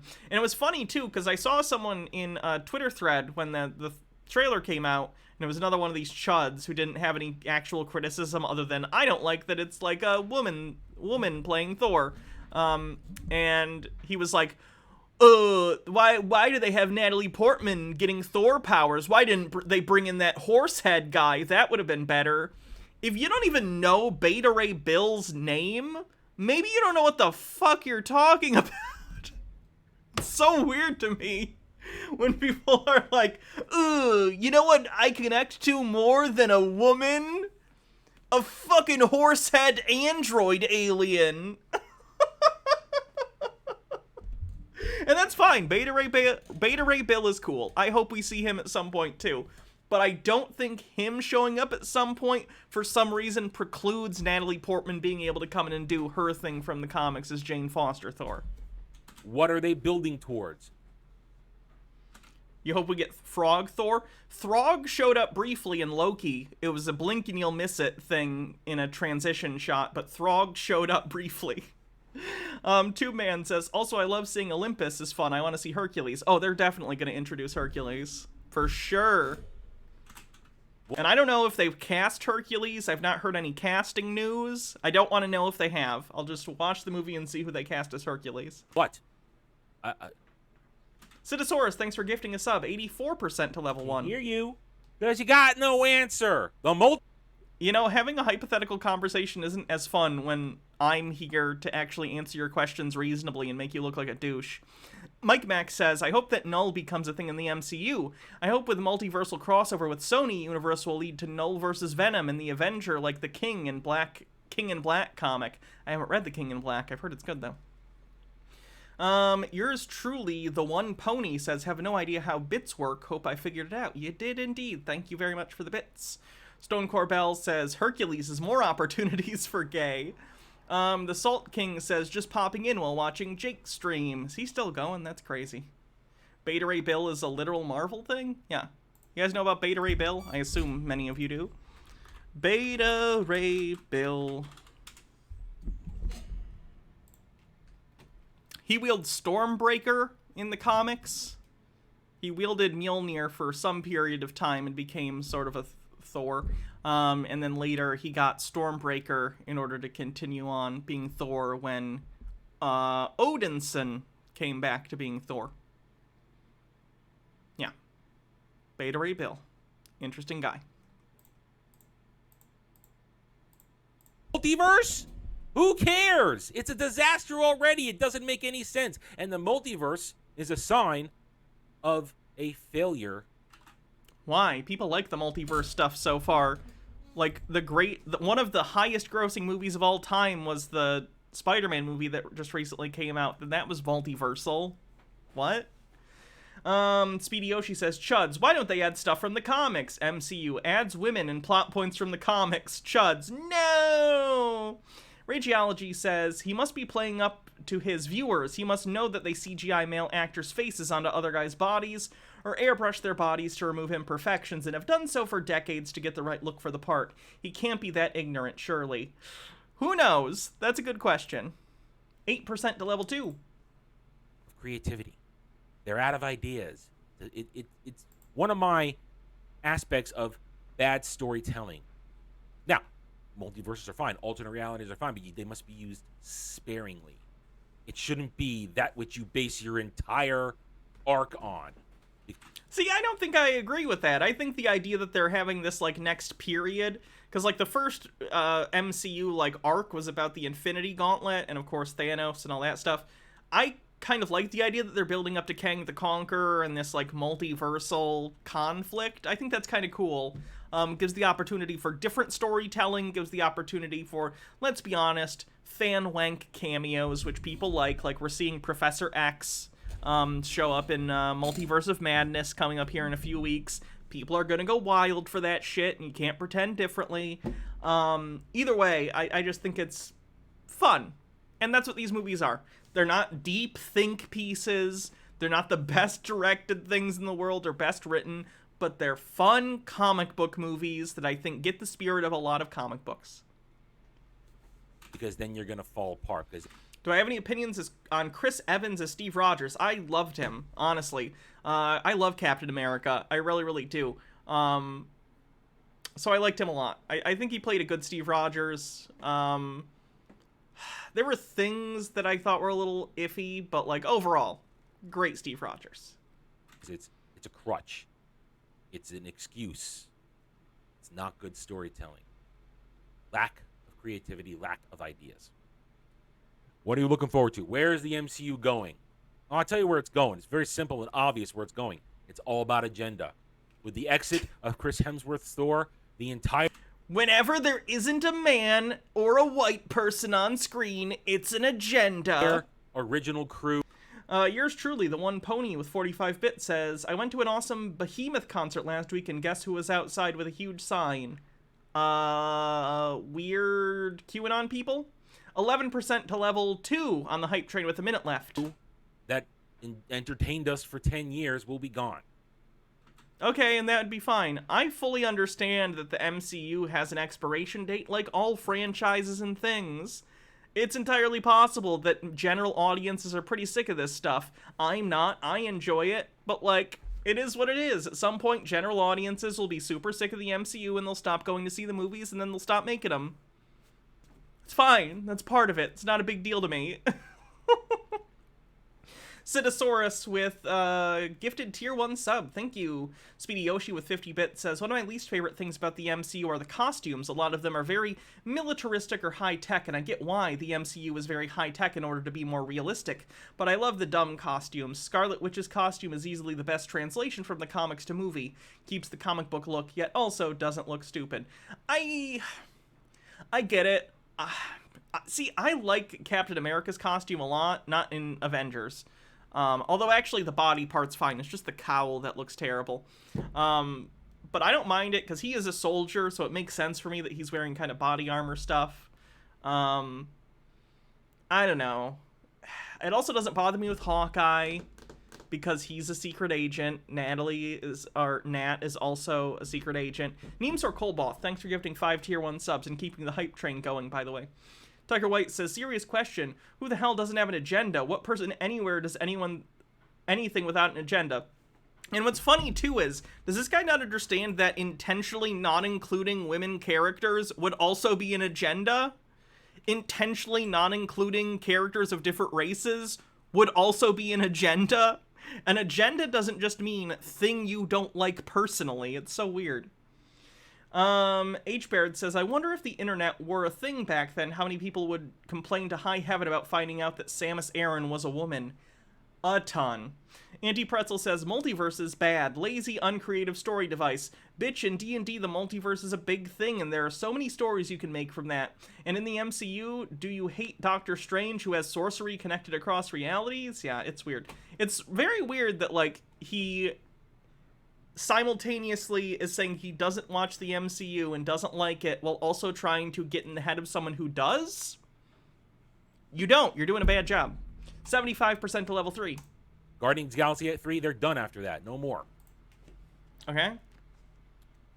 All replaced by characters, by variants that have... I mean, that was going to happen anyway. What's the word? Legacy characters have been a thing in the comics. Now, of course, usually legacy characters end up reverting at some point back to the original holder, because that's just sort of how comics work, as never, ongoing medium for decades and decades. But in live action, that's not really a thing you can do until you actually reboot the franchise with completely different actors. So, for now, yeah, we're doing legacy characters, and I don't think that's a bad thing. People love Miles Morales. Like, it's the same concept, it's just expanded to other characters. Not, of course, that Miles is the first legacy character, far from it, but he's a popular one. Tootman says, I'm still mad about Taskmaster, not the gender swap, just the costume. I want my fight skeleton. Yeah, I didn't like what they did with Taskmaster either. I don't care that Taskmaster is a woman. I care that Taskmaster, like, had no agency throughout the movie. That was very strange. Will I Am Not Okay, thanks for gifting 5 tier 1 subs and getting us 90% to level 4. Olive Aspiration says, this is literally just the Comicsgate stuff from the mid-2010s. Time is a flat effing circle. And then, yours truly, the One Pony, says, gender bending isn't a new thing. Look at Ranma 1.5 or 1/2. Have failed in the comics. Each and every one of them. Where is it going? It's agenda. It's narrative. They don't care about giving you a good time. They don't care about telling a cohesive story. It's come out to being revealed recently. They have no plan. They have no plan. They're making it up as they go along. Okay. Seemed to work out for the first 10 years, if that's the case. Avengers Endgame director claims Marvel never had a set MCU plan.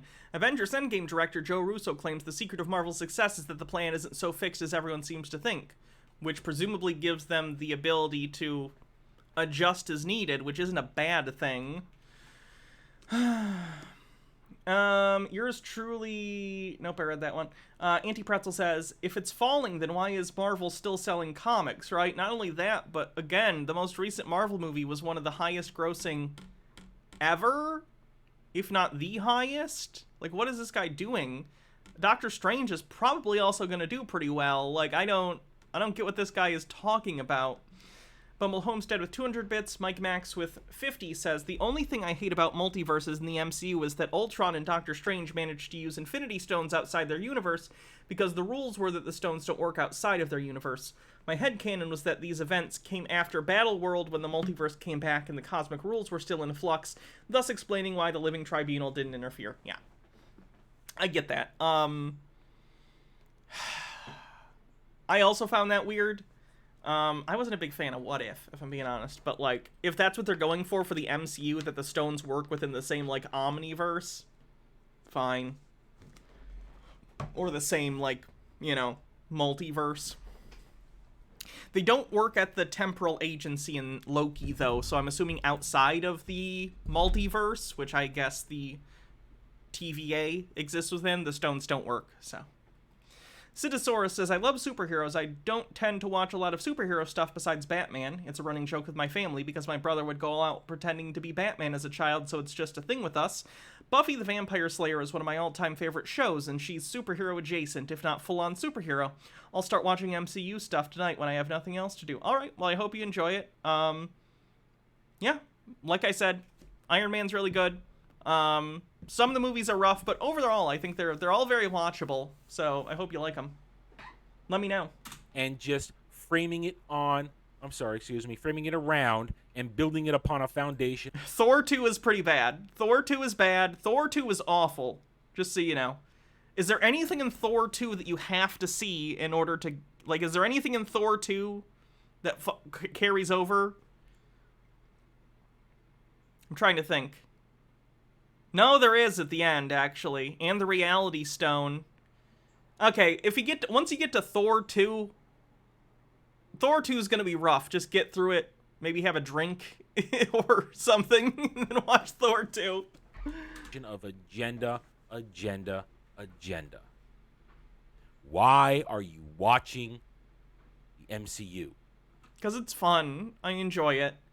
That's what I'm looking for in most movies. Not all movies. Let me be clear. There are movies I watch because I think they have something to say or some interesting directorial voice. Recently, I got Red Rocket, which is done by... Oh, gosh, why am I forgetting his name? He did the Florida Project. Mike something, maybe? What is... Sean Baker, that's what it is. Sean Baker, really good director who's come out in the last... decade or so. He started with stuff like Tangerine, which was all shot on an iPhone. Then he did the Florida Project with Willem Dafoe, that's really good. And recently he did Red Rocket, which I really recommend. It's a good movie, and he has an interesting voice in terms of showing sort of like trashy America, if that makes sense. Bittergrin with 100 bits. We're at 11% to level 5 of the hype train with the minute left. So, like, there are movies I go and watch specifically because they're, like, well-crafted movies with something to say, but there are also movies I just watch because they're fun, you know? And that's fine. It's okay to have both. Or, if you're just someone who likes, you know, higher brow stuff with something to say, that's fine too. Or you just like action-y popcorn movies, that's fine too. But to act as though there's no reason anyone would watch, like, a popcorn action comedy... is just ridiculous, and it makes you look like an idiot. Why do you care, or should you care, about Thor Love and Thunder? Because it looks fun. And all they care about is forcing agenda 30 seconds left with 11% to the hype train. Upon you. All you gotta do is go watch... They're forcing a woman being a superhero on us as if that hasn't been a thing since literally the 1930s. Everybody else's videos. Women have only been superheroes for 100 years. Why do they keep shoving this down our throat? Of them. Metal Turtle, thanks for 200 bits. Arguing with the stands on Twitter. The stands have nothing to say. They got nothing to say. It looks fun. They have no real defense of why they should go watch this movie, why you should go watch this movie. Nobody knows. Because this movie represents nothing. Thanks to the level 4 hype train, everyone. Yours truly, the Pony, says, last of my bits for now, but if I get another chance to do another chick tract reading, or do it with Jake and read the track to Demon's Nightmare, it has our favorite demon in it. Here's the link. Did we do that one? We might have done that one. Let me look.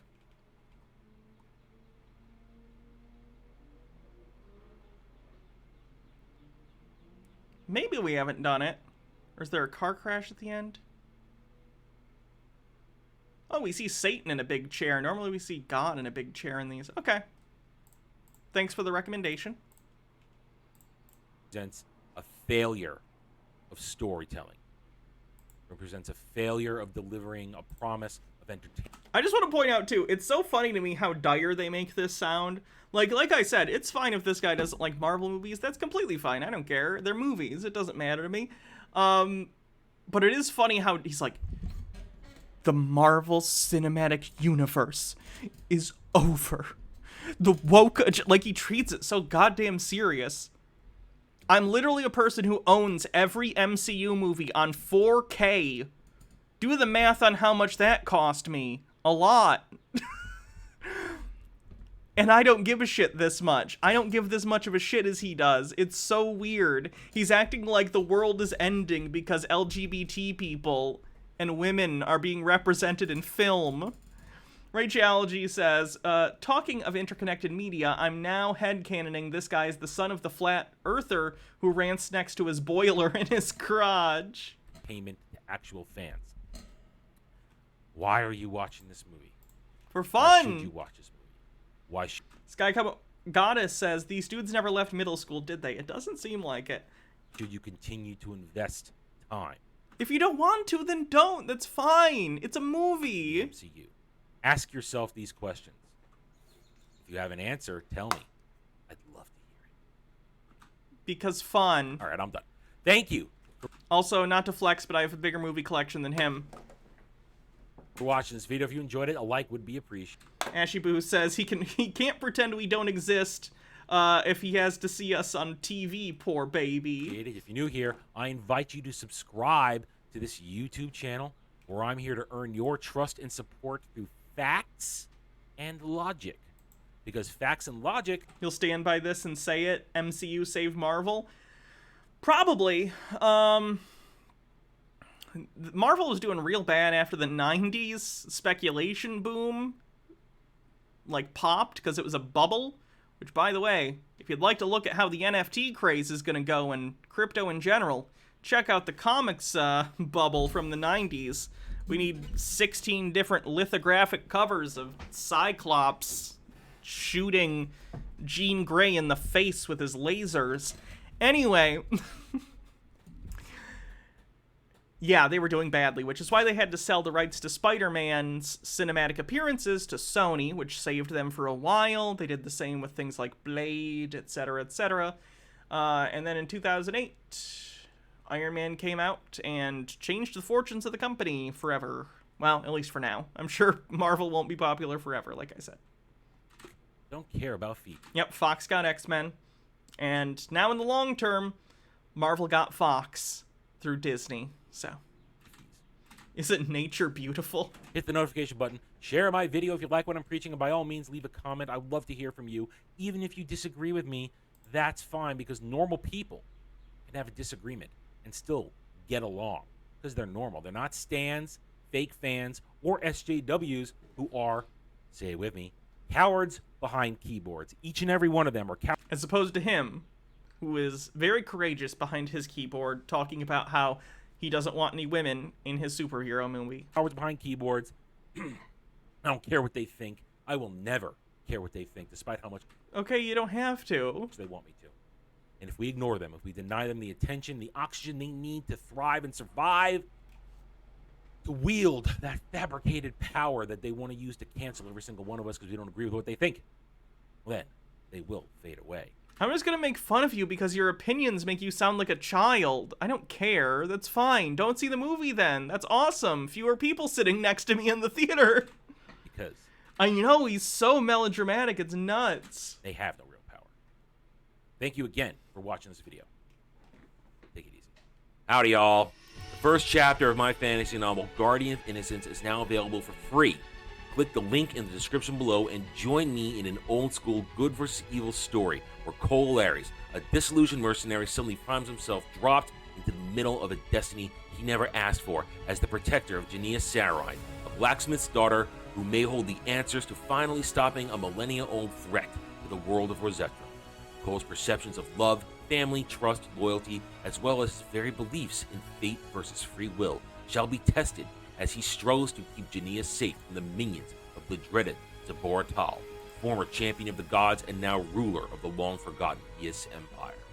Click the link below, enjoy the first chapter, subscribe to my YouTube channel, and help it grow. That sounds awful. Let's read it. Guardians of Innocence. Okay, let's do some bits messages before we start reading this garbage dump of his writing, shall we? Speedy Yoshi says, I don't care about fee-fees, he says, while he rants because the MCU doesn't have anything big to say or some shit, and people are only going to see it because women and not because it's fun. Bittergrin says, that book is going to be a garbage fire. Tubeman says, I'll never forget my favorite 90s character. Oh god, who's this gonna be? Combo Man! Yes, Combo Man. If one of the multiverse movies doesn't reference Combo Man, I'm gonna lose it. Hydrate.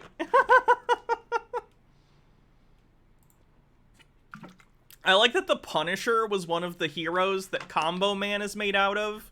Does that just give him the ability to have PTSD and wield guns? Like, what power does Combo Man get from having Frank Castle as part of him? H-Baird says, I always find conservatives whining about cancel culture weird. Straight white men almost never get canceled, like actually canceled in any way that affects their lives. The only person I can think of is Mel Gibson. Not even Mel Gibson. He's still starring in movies and stuff. Mel Gibson is fine. He's still a rich guy. He's fine. I think they're doing another Lethal Weapon movie, aren't they? Rageology says, hey, let's not prejudge. It might be good. And Norm Can't Shoot says, can't wait to hear the adventures of King Jordanicus Petersoni of Rosetra. And Speedy Yoshi says, who's the best supervillain? Batman's The Wall? Or Spider-Man's Big Wheel? No, The Wall is a Spider-Man villain. Or some even stupider villain like Condiment King or Calendar Man. Spider-Man had The Wall as a villain. Spider-Man, The Wall. Here's one wall you won't climb, web slinger. The Wall. Fan favorite, Spider-Man villain, The Wall, remember? Did anyone else watch that, like, hour-long, video essay on The Wall? Anyone? Was that Silver Age? It was the 70s. It was because this was a segment on the Electric Company, which here is the screenshot of the live-action version of The Wall from the Electric Company. Mountain Megatherium, thanks for 3 months, says, Snowflame is the best villain. Snowflame! Snowflame, for those who don't know, is a villain who is powered by cocaine. Cocaine-powered villain. Literally snorts cocaine and gains powers.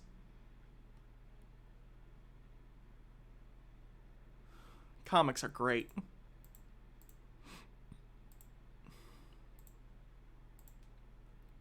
Anyway, let's read this guy's book. Hats off. Siberian winter, what would you like me to wear? Please nothing too hot, because it's, you know. A villain named The Wall sounds like a punchline to an SNL sketch. No kidding. Steampunk? Yeah, that's gotta be around here somewhere, right? Oh, my professor hat. That'll do.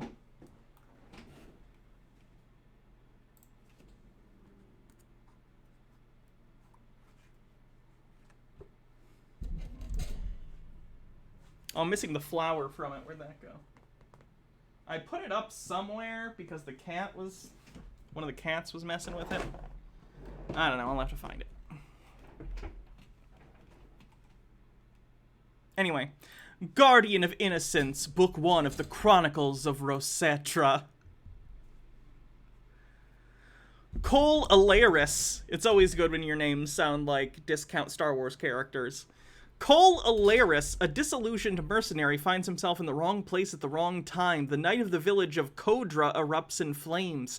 Rescued by the ageless sage Sergius of Racine. See, you're throwing too many proper nouns at me at once. Writing tip: if your sci-fi adventure or your fantasy adventure involves throwing like 5 or 6 random made-up proper nouns at people in the first couple sentences, you're fucked. You're already fucked. If you want people to remember this, you need to already have them invested in sort of what's going on, and then start adding, like, you know, the lore. Cole is hired to temporarily protect the village's lone survivor, the blacksmith's daughter of... Is this actual, like, not written stuff that I need to read, or is this what I'm about to read?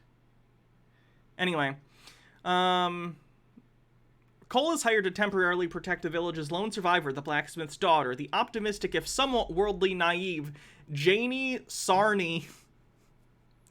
Unbeknownst to the mercenary in his charge, Janie is the prophesized innocent destined to bring about the downfall of the Zaborital. The Zaborital. It's just the Zaborital. Like Madonna. It's just Zaborital. Once the greatest champion of the gods, now the Yis Emperor and sworn to destroy them all. Again, this first... How many proper nouns of, like, things am I supposed to remember from this first paragraph? Let's see. Village of Kodra. Ageless Sage Sergius of Racine. Janie Saren. Cole is the main guy. Zaborital, yes, 7. So in the first paragraph, there are 7 different things that I'm supposed to keep track of. And they're all weird. Like, it's one thing if you're like, hi, we're going to Denver, and this is Bob, but, you know.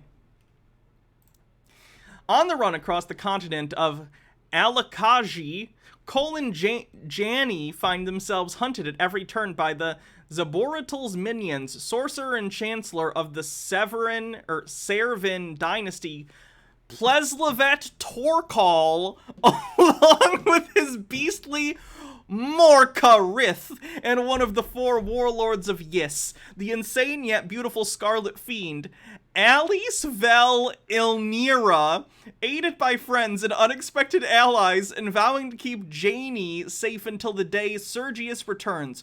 Cole struggles against the ever-increasing danger while plagued by doubts about himself and the mission. Can he master the ancient art of Tarasun and all its power before it's too late? Knowing the cost of his life before Janie's enemies overrun them? And even more troubling, is his fate his own, or is he merely a pawn of the gods, blindly dancing on the strings of destiny?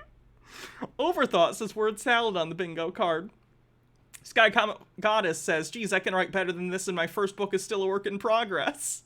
Okay, so he criticized the Thor Love and Thunder trailer for him not understanding what was happening in the movie, even though it's very clear. Maybe the problem is they didn't throw 50 proper nouns of random fantasy shit at him in 2 minutes. This is so bad so far. Tucker White says, good lord, even the Bible doesn't throw this many proper nouns in that short span. Okay, let's see. Chapter 1. Here's the actual book. So I'll give him that. That's sort of that's the pre-book part. That's to pull you in. I'm not pulled in, but either way, let's see what the actual book's like. First, though, Melody the Scorpio, thanks for 6 months of Prime, says, hey, Hannah, I expected pictures of our stream baby when you and Baja take it. I dipped out a few weeks for mental health, so sorry I haven't caught many streams. Hope you, Baja, and others in chat are all right. I'm sorry you're having a hard time, but yeah, I'm doing okay. I hope you're doing better soon. Okay, let's see. Chapter 1. What triggered a memory? Never much. A stray thought, long-buried emotions, a random object on the shelf or table. All such things tied themselves to days forever swept up by time's uncaring and unmending momentum. Memories of loved ones passing on too young, old friends long gone and forgotten by the descendants of their descendants. Such was the burden of longevity. What's up? I wanted to show chat in case they wanted to know what type of mix I use for the curry. It's called golden curry. It's a Japanese curry mix. This is the mild one, but they make medium, hot, and I think extra hot. It's really good.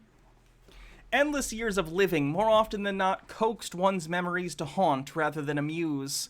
Sunsets over Razin, unlike most cities, lasted for what seemed an eternity. When one floated above the world, the sun had a long way to go before its final dip below the horizon. Chin resting on his left hand, Saragus's eyes of gold gleamed in the sunset, those pupilless orbs almost glowing by the dying... Yeah, I agree, chat. Purple prose, not a fan. It's... And I guess he's maybe going for like a high fantasy thing, which kind of plays into that sort of writing a little, but not really modern high fantasy as much as older high fantasy. I don't know. It just feels like he wants to be Lord of the Rings and he's not Lord of the Rings. You know what I mean? All of an Aspiration says, I can tell this is garbage and I'm not even a writer. I'm just a guy who comes up with ideas for stories. H. Baird says, vibes of this start at 27 seconds. Okay. I do like, Red Letter Media. And tells the tale of John Carter from Jasum, who travels to Barsoom, meets Tharks, and is entangled in a war to stop Sab Than, the Jeddak of Zadango. At the very least, this is based on John Carter of Mars, which is a sci-fi fantasy novel from like 100 years ago, so this has an excuse. But Metai Shang, a Hecadoran leader of the Therns, is manipulating Sab Than into conquering the Heliums and into marrying Deja Thoris, a Jeddak Predic Plag. But Tars Tarkis, Sarkosia, Sola, and Wulu the Kalat are out to stop Sab Than and Metai Shang from crabdangoing the Frango Changs. Plingo Plango bought Thorkis Frango Frang. What? Oh, that was the plot. All that stuff you just said? Yeah, you saw the movie, didn't you?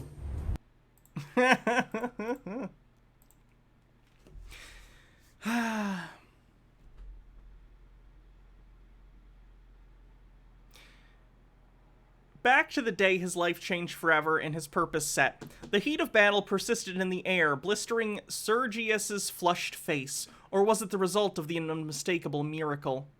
The then merely golden-sheened eyes survived what had been once lush fields soaked into the blood of thousands, now pristine dunes of white sand stretching beyond all normal vision from horizon to horizon. It had been mere moments, but Alliance forces already controlled the battlefield with the Yis remnants in full retreat. A few Morka Rith here and there continued to struggle on, but even those monsters were hampered by the sudden changed landscape. Sergius's senses quickly caught up to the moment, staff coming up in defense. Elise, however, wasn't... Okay, I'm done with this already. This is too much. Yeah, I don't...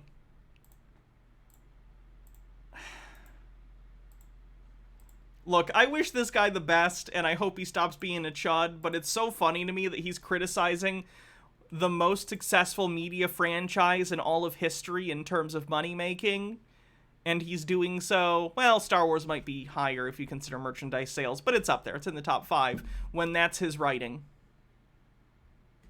Just saying. He has no place to really criticize narrative or anything of the sort. Sky Goddess says, this is the most pretentious bullshit writing style I've come across. It screams, I'm writing a screenplay at Starbucks and it's going to be the best ever. This makes me feel better about my own shitty high fantasy novel. Ulven Aspiration says, relevant to discussion, have you heard of Maradonia? It was written by some kid who was the daughter of a prosperity gospel guy who got his church and their entire family to fund a movie of the books, and it flopped so bad they had to declare bankruptcy. I haven't. That's hilarious. Stone Corbell with 50 bits says, edit out passive voice. P-Meal with 200 bits. And then 5 gifted tier 1 subs. Thank you very much. And then another 100 bits. My bits for Hannah. Thank you very much. I appreciate that. Alright, let's see who we're watching next.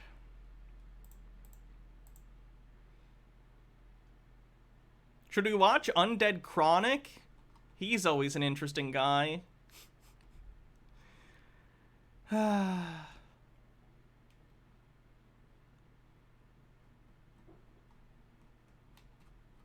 I think I'm gonna go to top all time. He hasn't done anything that interesting lately, but maybe we can find something good. Ooh, they're shorter though.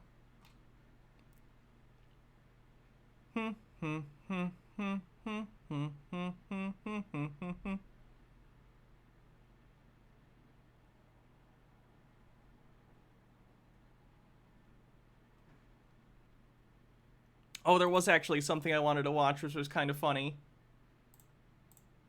He hates Elijah Schaefer, and Elijah Schaefer is dog shit, but because he's, like, friends with Nick, or rather friends with John Boyle, he's that kind of, like, crypto-fashy gross person.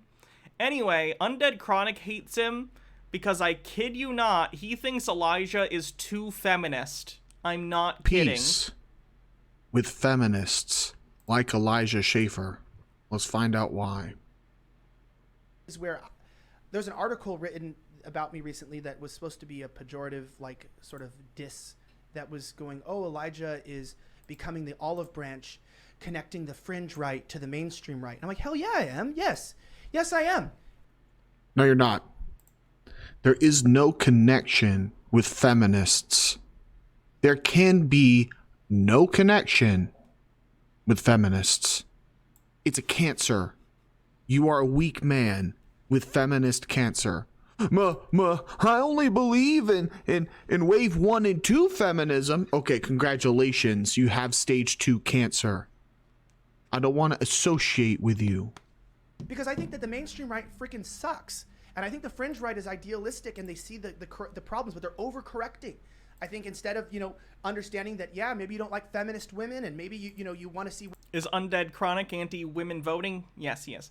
P-Meal says, yes, fight, Chuds, fight! I don't like feminist men either. I don't. You could say it's overcorrecting to take out a cancer. You took out a lot of healthy tissue too. Well, you didn't have to cut off the entire hand. Only the last 2/3 of it were infected. No. We need to remove a healthy range of tissue to solve the problem. Women be wholesome. You don't just hate women. Don't be proud to be an incel. The two shall become one. Get married. Find a wholesome woman. The two shall become one. Okay, listen here, you heretic. Was your wife a virgin upon marriage? Oh God! Citosaurus with 250 bits, thank you. That's not a Christian marriage, and I don't acknowledge it. Don't come quoting the Bible at me when you are an affront to it. I can't stand weak Christians. I can't stand weak men. And so he's going to label the fringe right, everybody he disagrees with, as people who are proud of an incel ideology. Do you know who... Citosaurus, thanks for becoming the stream boss. Labels everybody they disagree with as incels? You got it right, Elijah. Feminist scum.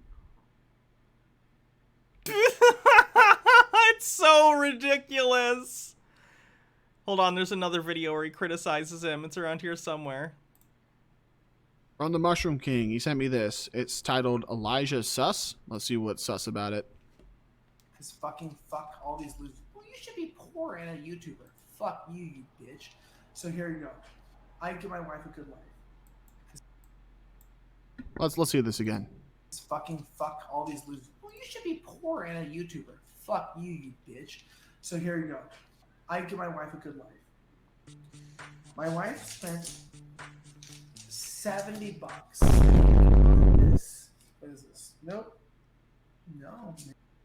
This is the same dude that brags about how he lifts all the time. Look at his fat little arms. I don't even see a single line on his forearms. He obviously doesn't do curls. He obviously doesn't do forearms. But he'll spend $70 on a string of beads. What a simp. I do think that's too much to spend on beads, but I kind of assume Elijah's rich, so... Yes. What the fuck is that? I don't know. Look at his little hand. I'm so masculine. I swear my wife submits to me. She spent $70. Oh, Elijah, what a sim boy. Undead Chronic is the saddest person on the internet, and I'm on the internet. Are those beads?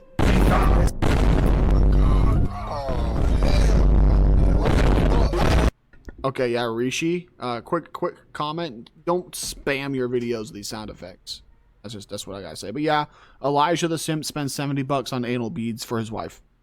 That's Ugh. not what anal beads look like.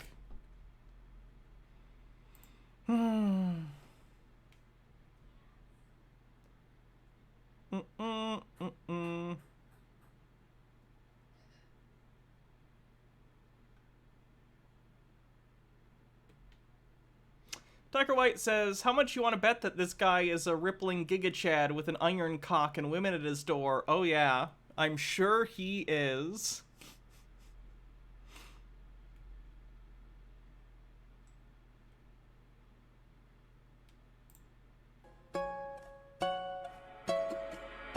Why Undead Chronic won't show his face is the name of this video. Why doesn't Undead Chronic show his face? Yeah, we've brought this up before because he has a propensity for making fun of other people's looks, but he never shows himself, which is sus, if you ask me. Undead Chronic, you're just a 420-pound incel living in the basement of your grandmother's basement. Undead Chronic, you're 4'2". Undead Chronic. For the record, I don't give a shit what other people look like. I really don't care, but it is hypocritical. You got negative 420 bitches in your notch count. Do you know what I think about the betas coming into my comment section accusing me of such? I think they're weak. I think they value a man's message based on his height. You literally do that all the time with everyone. You say, oh, this person looks like a beta, or this person's fat, or this person's whatever. You do that. You're projecting, sir. Tucker White says, let me take a wild guess. SJWs would use my face to reveal to get me fired. Based on his weight, based on how much punyeti he gets, it really just exposes their I hate that. I hate that he uses that. It's so funny. It's so cringe. own values. You see, these pickup roaches, these feminists, these commies, they never come into my comment section trying to argue the merits of my points, trying to talk about biology, trying to talk about genetics. Do you know why? Because they are without merit. They do not understand biology. They do not understand genetics. Now, Chronic here, I'm not stupid. What is intelligence? Is intelligence getting a score on a test? Is intelligence being able to project and look towards the future and make the necessary sacrifices today that would aid you tomorrow? Would it be satisfying to do a face reveal and flex my guns with the boys? To smoke weed live? Do it, bitch! On the UC. H-Baird says, this, boys and girls and NB folks, is why someone who peaked in high school sounds like. W show. Yes, it would be immensely satisfying. What do I lose? What do I lose by showing my face? And this is where the first response to people saying, Chronic, if you're such an alpha, show your face. Chronic, if you slay so much punyeti, show your face. Chronic, if you lift so much weight, show your face. It's called cancel culture. He did it! He did it! Whoever called it, you win. Malformed, inbred sons of bitches. It's called cancel culture. You spawn from the devil. You products of weak fathers. Tucker White says, I effing called it. You did. If they were even there to begin with. Cancel culture doesn't exist. Look at Dave Chappelle. Dave Chappelle didn't get canceled. Dave Chappelle is a leftist bitch who has millions of dollars on the bank account. Give me Dave Chappelle's net worth and I'd show my face tomorrow. You couldn't touch me. Well, unless you were a commie art hoe from the age of 18 to 25 with a BMI under 28 willing to get on camera for my P-Hub page. Cancel culture does not affect my upper class. It doesn't. Why do commies...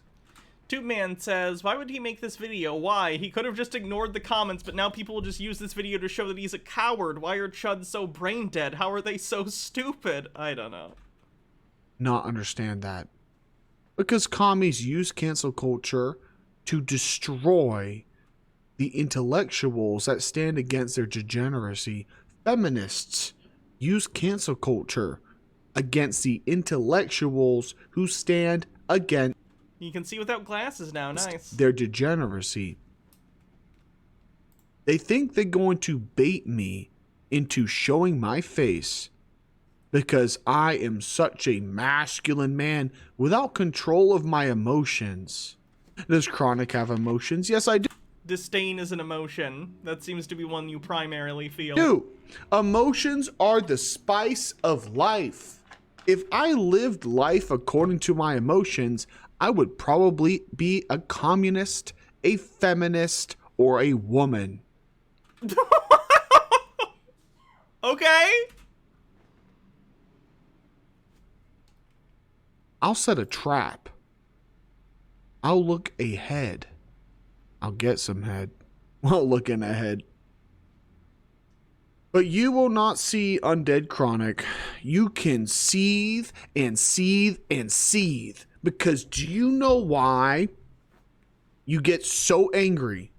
Because Undead Chronic doesn't show his face? I'm not angry, I just find it funny and hypocritical. It tells me everything I need to know about you as if I didn't know enough already. Because I point out the physical deformities in your dysgenic genome by roasts. How can he roast? How can he roast? That's the advantage. Wow, a how can he slap reference in 2022. He's got it, doesn't he? Oh yeah, literal Nazi shit. Of being a, quote, rant sona, unquote. I get to be as free as possible in telling you degenerates the truth about your weak bodies, your weak spirits, your weak souls, and your weak families. What part of genetics is the soul again? Von Tuck says, peaked in high school, you saying. My new headcanon for Dennis Reynolds is that he is secretly an anti-SJW YouTuber rather than a serial killer. That could be an episode. They are pathetic to me.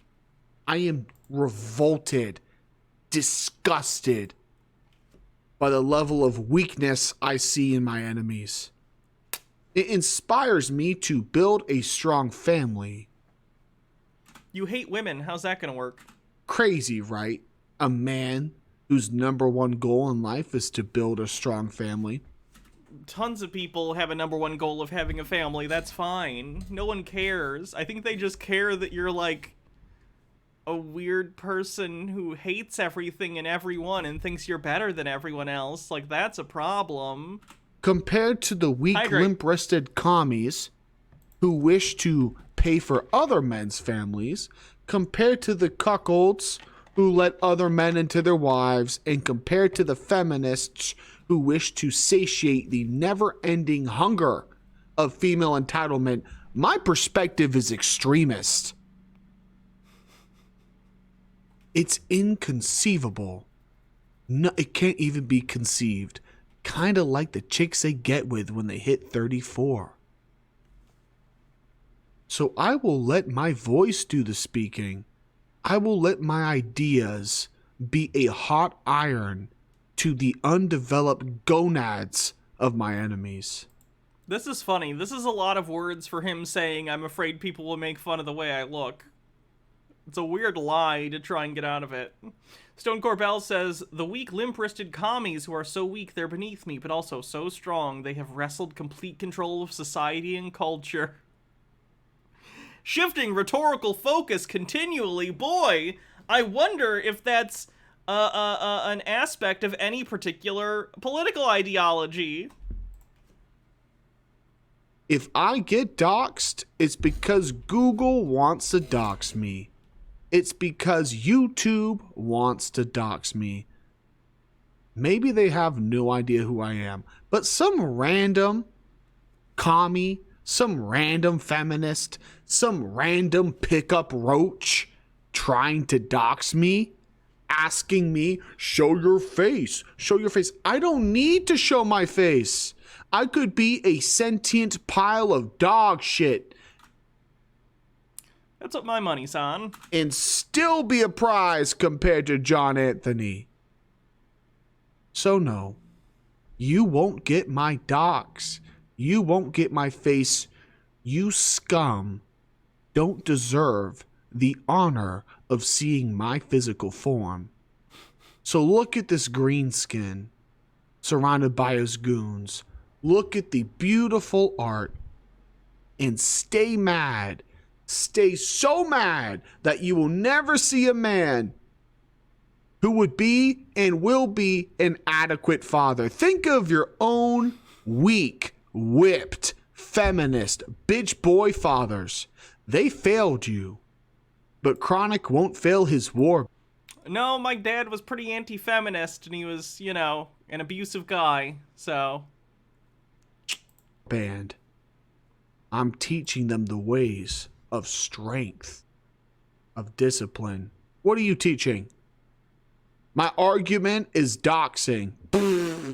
My argument is using the dysgenic left to cancel a man I disagree with. So you don't have an argument, because that's not an argument. Doxing is not an argument. That's an act of war. So when doxing, asking for face pics, is your argument, you are thinking I will fall to the easiest trap in the leftist playbook.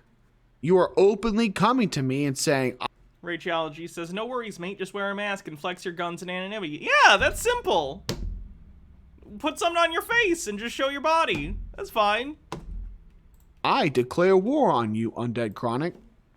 Well, you know what? You can get fucked! Bye, Cactus. This guy's gonna upload a manifesto to 8chan one day and go on an absolute spree. I guarantee it. This guy is not doing okay.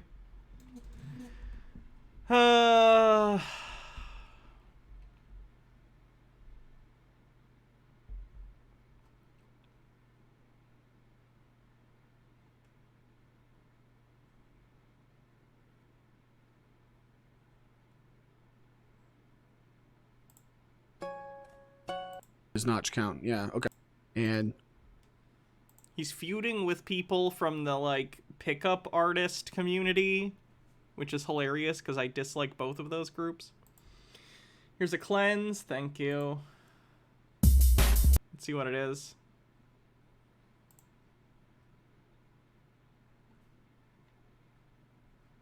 Tucker White says, does anyone have a bandage because I cut myself in all this edge? Hello and welcome to Celebrity Soup. Today we're serving up a hot dish of hysteria. So what's on the menu? They never end. 2 words, Gloria Tesh. My daughter's 10, and actually this is one of the only books I can get her to read. She is so excited about this book and author. She signed my books. See? If you haven't heard, Gloria Tesh oh, they're actors and is the actresses. world's youngest novelist.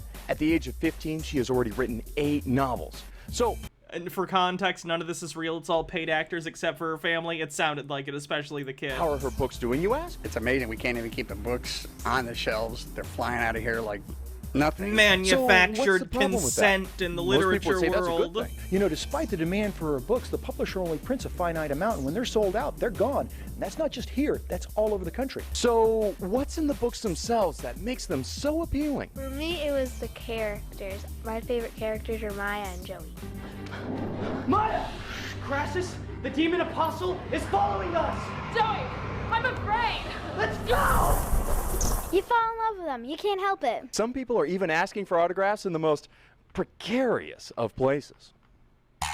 Some people are even coming out dressed as characters from the books. King Astrodulus? Where are you?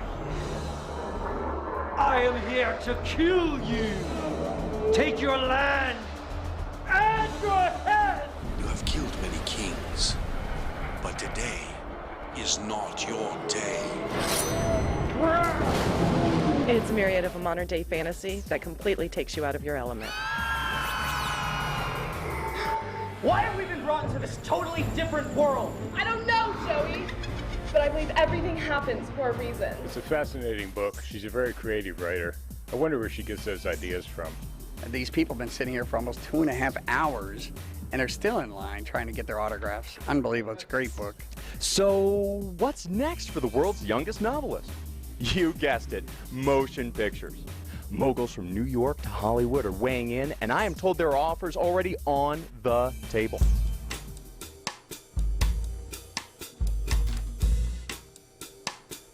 Wait, why did they film this? What? These just came in for you.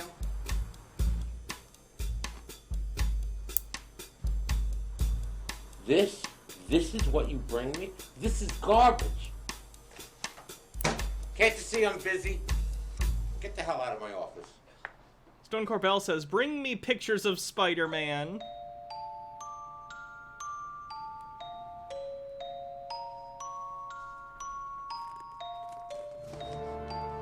$15 years old. Doug Walker books, tier. 2 screenplays? This kid's a billion-dollar industry.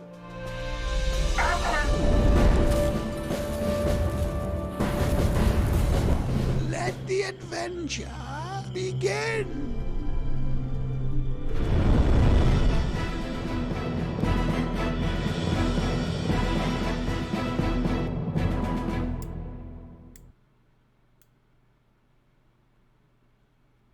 Well, that was awful.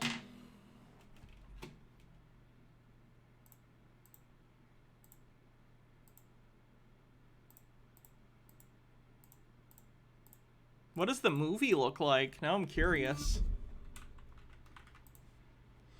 H-Baird says, I'm very glad that no one ever turned any of my fanfics from my teenage years into a movie. I'm guessing the world wouldn't be ready for Star Trek movies where the main character has a transporter accident and gets turned into a girl. Oh god. Maridonia movie? Is this what it's called?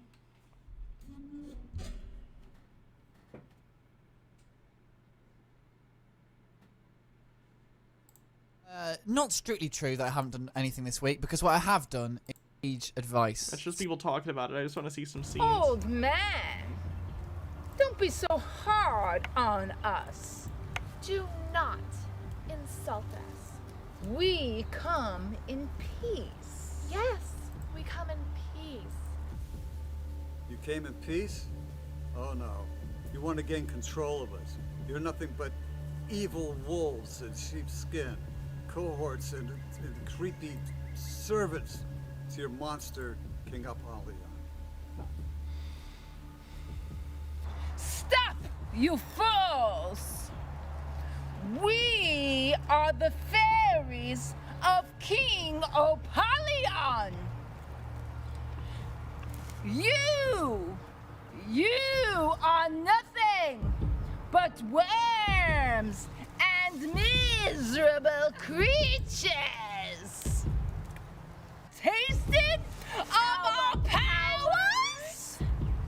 You think for one moment that you can turn your backs on us? Taste our powers? Taste our powers! We will burn your bodies and disperse them to the four winds! Yes, the winds! That's amazing. What the heck?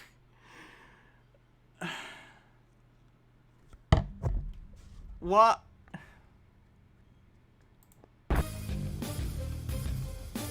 Today is not your day. I brought powerful fairies with me this time. I brought Loris, who has the power with her index finger to turn any human into stone. Loris has touched some of your people, as you may have seen. And I also brought Sierra, who can breathe on anything and burn it to flames. Let me show you how it works. Vontuck says, why didn't you tell us we were going to watch a Channel Awesome anniversary movie, Hannah? I think some of the acting in Suburban Nights might have been better than this. Oh, no. No. Stone Court Bell says, okay, so the last one was over the top as anyone I've ever seen, and now this one acts like she just did a bunch of Ambien. Somewhere in the middle, there's acting. K.R. Goss says, and I thought Trump versus the Illuminati was the worst thing I'd seen this week. Tube Man says, when I was 15, I wrote a sci-fi story about a cyborg bounty hunter named Jack Steele who had a genetically altered fox-human hybrid girlfriend, and I'm glad that I burned every page of it. Children should not be allowed to write books. Oh, what do you want? When I was young, I tried to write a... It doesn't exist anymore. What am I embarrassed about? Who cares? I wanted to write a sci-fi horror novel where someone is infected with a computer virus that turns them into a wirewolf, which is like a werewolf, but a robot also. They turned into a robot werewolf called a wirewolf. Anyway. My sisters and I want to make you an offer. Just another one of their diabolical tricks. It's not a diabolical trick. It's an honest offer. We want to let your people go. You will let them all go? Yes. Yes. We will let all of them go. On one condition. And one condition only. I told you so. Here it comes. Shut up, you fool. Fool? The only condition is that Maya and Joey give themselves freely as a human sacrifice to our great leader, King Apollyon, and his sons, Prince Avalon and Prince Pluton. This is insane. What do you mean we give ourselves as an offering? The both of you will lie on the wooden table behind the fireplace, and we will bind you with ropes so that you won't jump when it gets too hot. While we're doing our worship of ceremonies. That's all.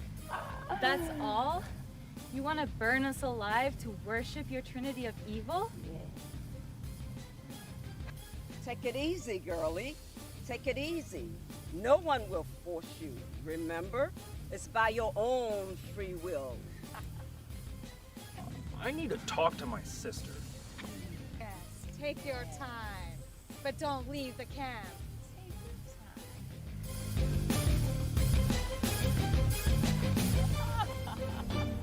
This movie looks fucking awful.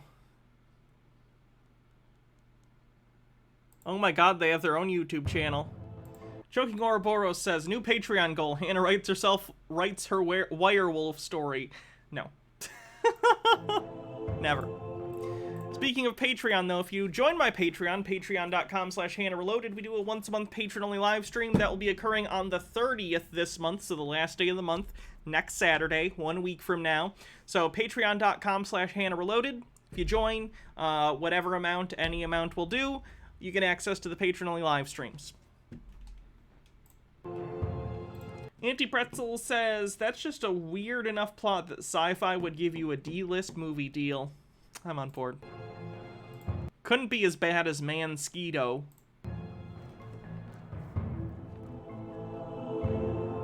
This looks like a full-motion video game. Like, up to it even being in a little box.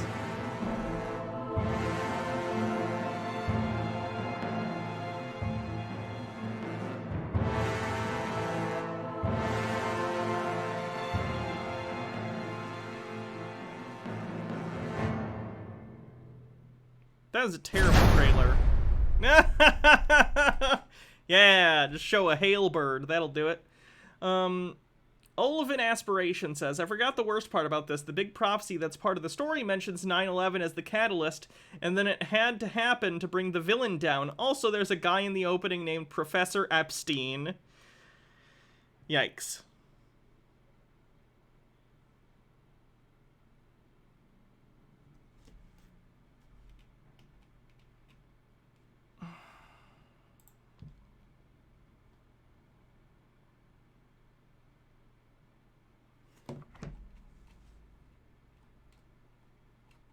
Alright, I'm probably done for the day. I'm super hot, and I need to go cool down. We're almost at 3 hours. Thanks everyone so much for coming to the stream. Uh-oh, Jake's only got 16 minutes left in the stream. You better go gift him subs so he has to keep going, because he's been going for like 50-something hours on his subathon. I'll see you guys Monday. Tomorrow I'm taking a day off. But I will see you guys Monday, and we will do stuff. We'll hang out. Alright? See you guys later. Gift Jake subs so he has to keep going. It's funny to me. See you guys later.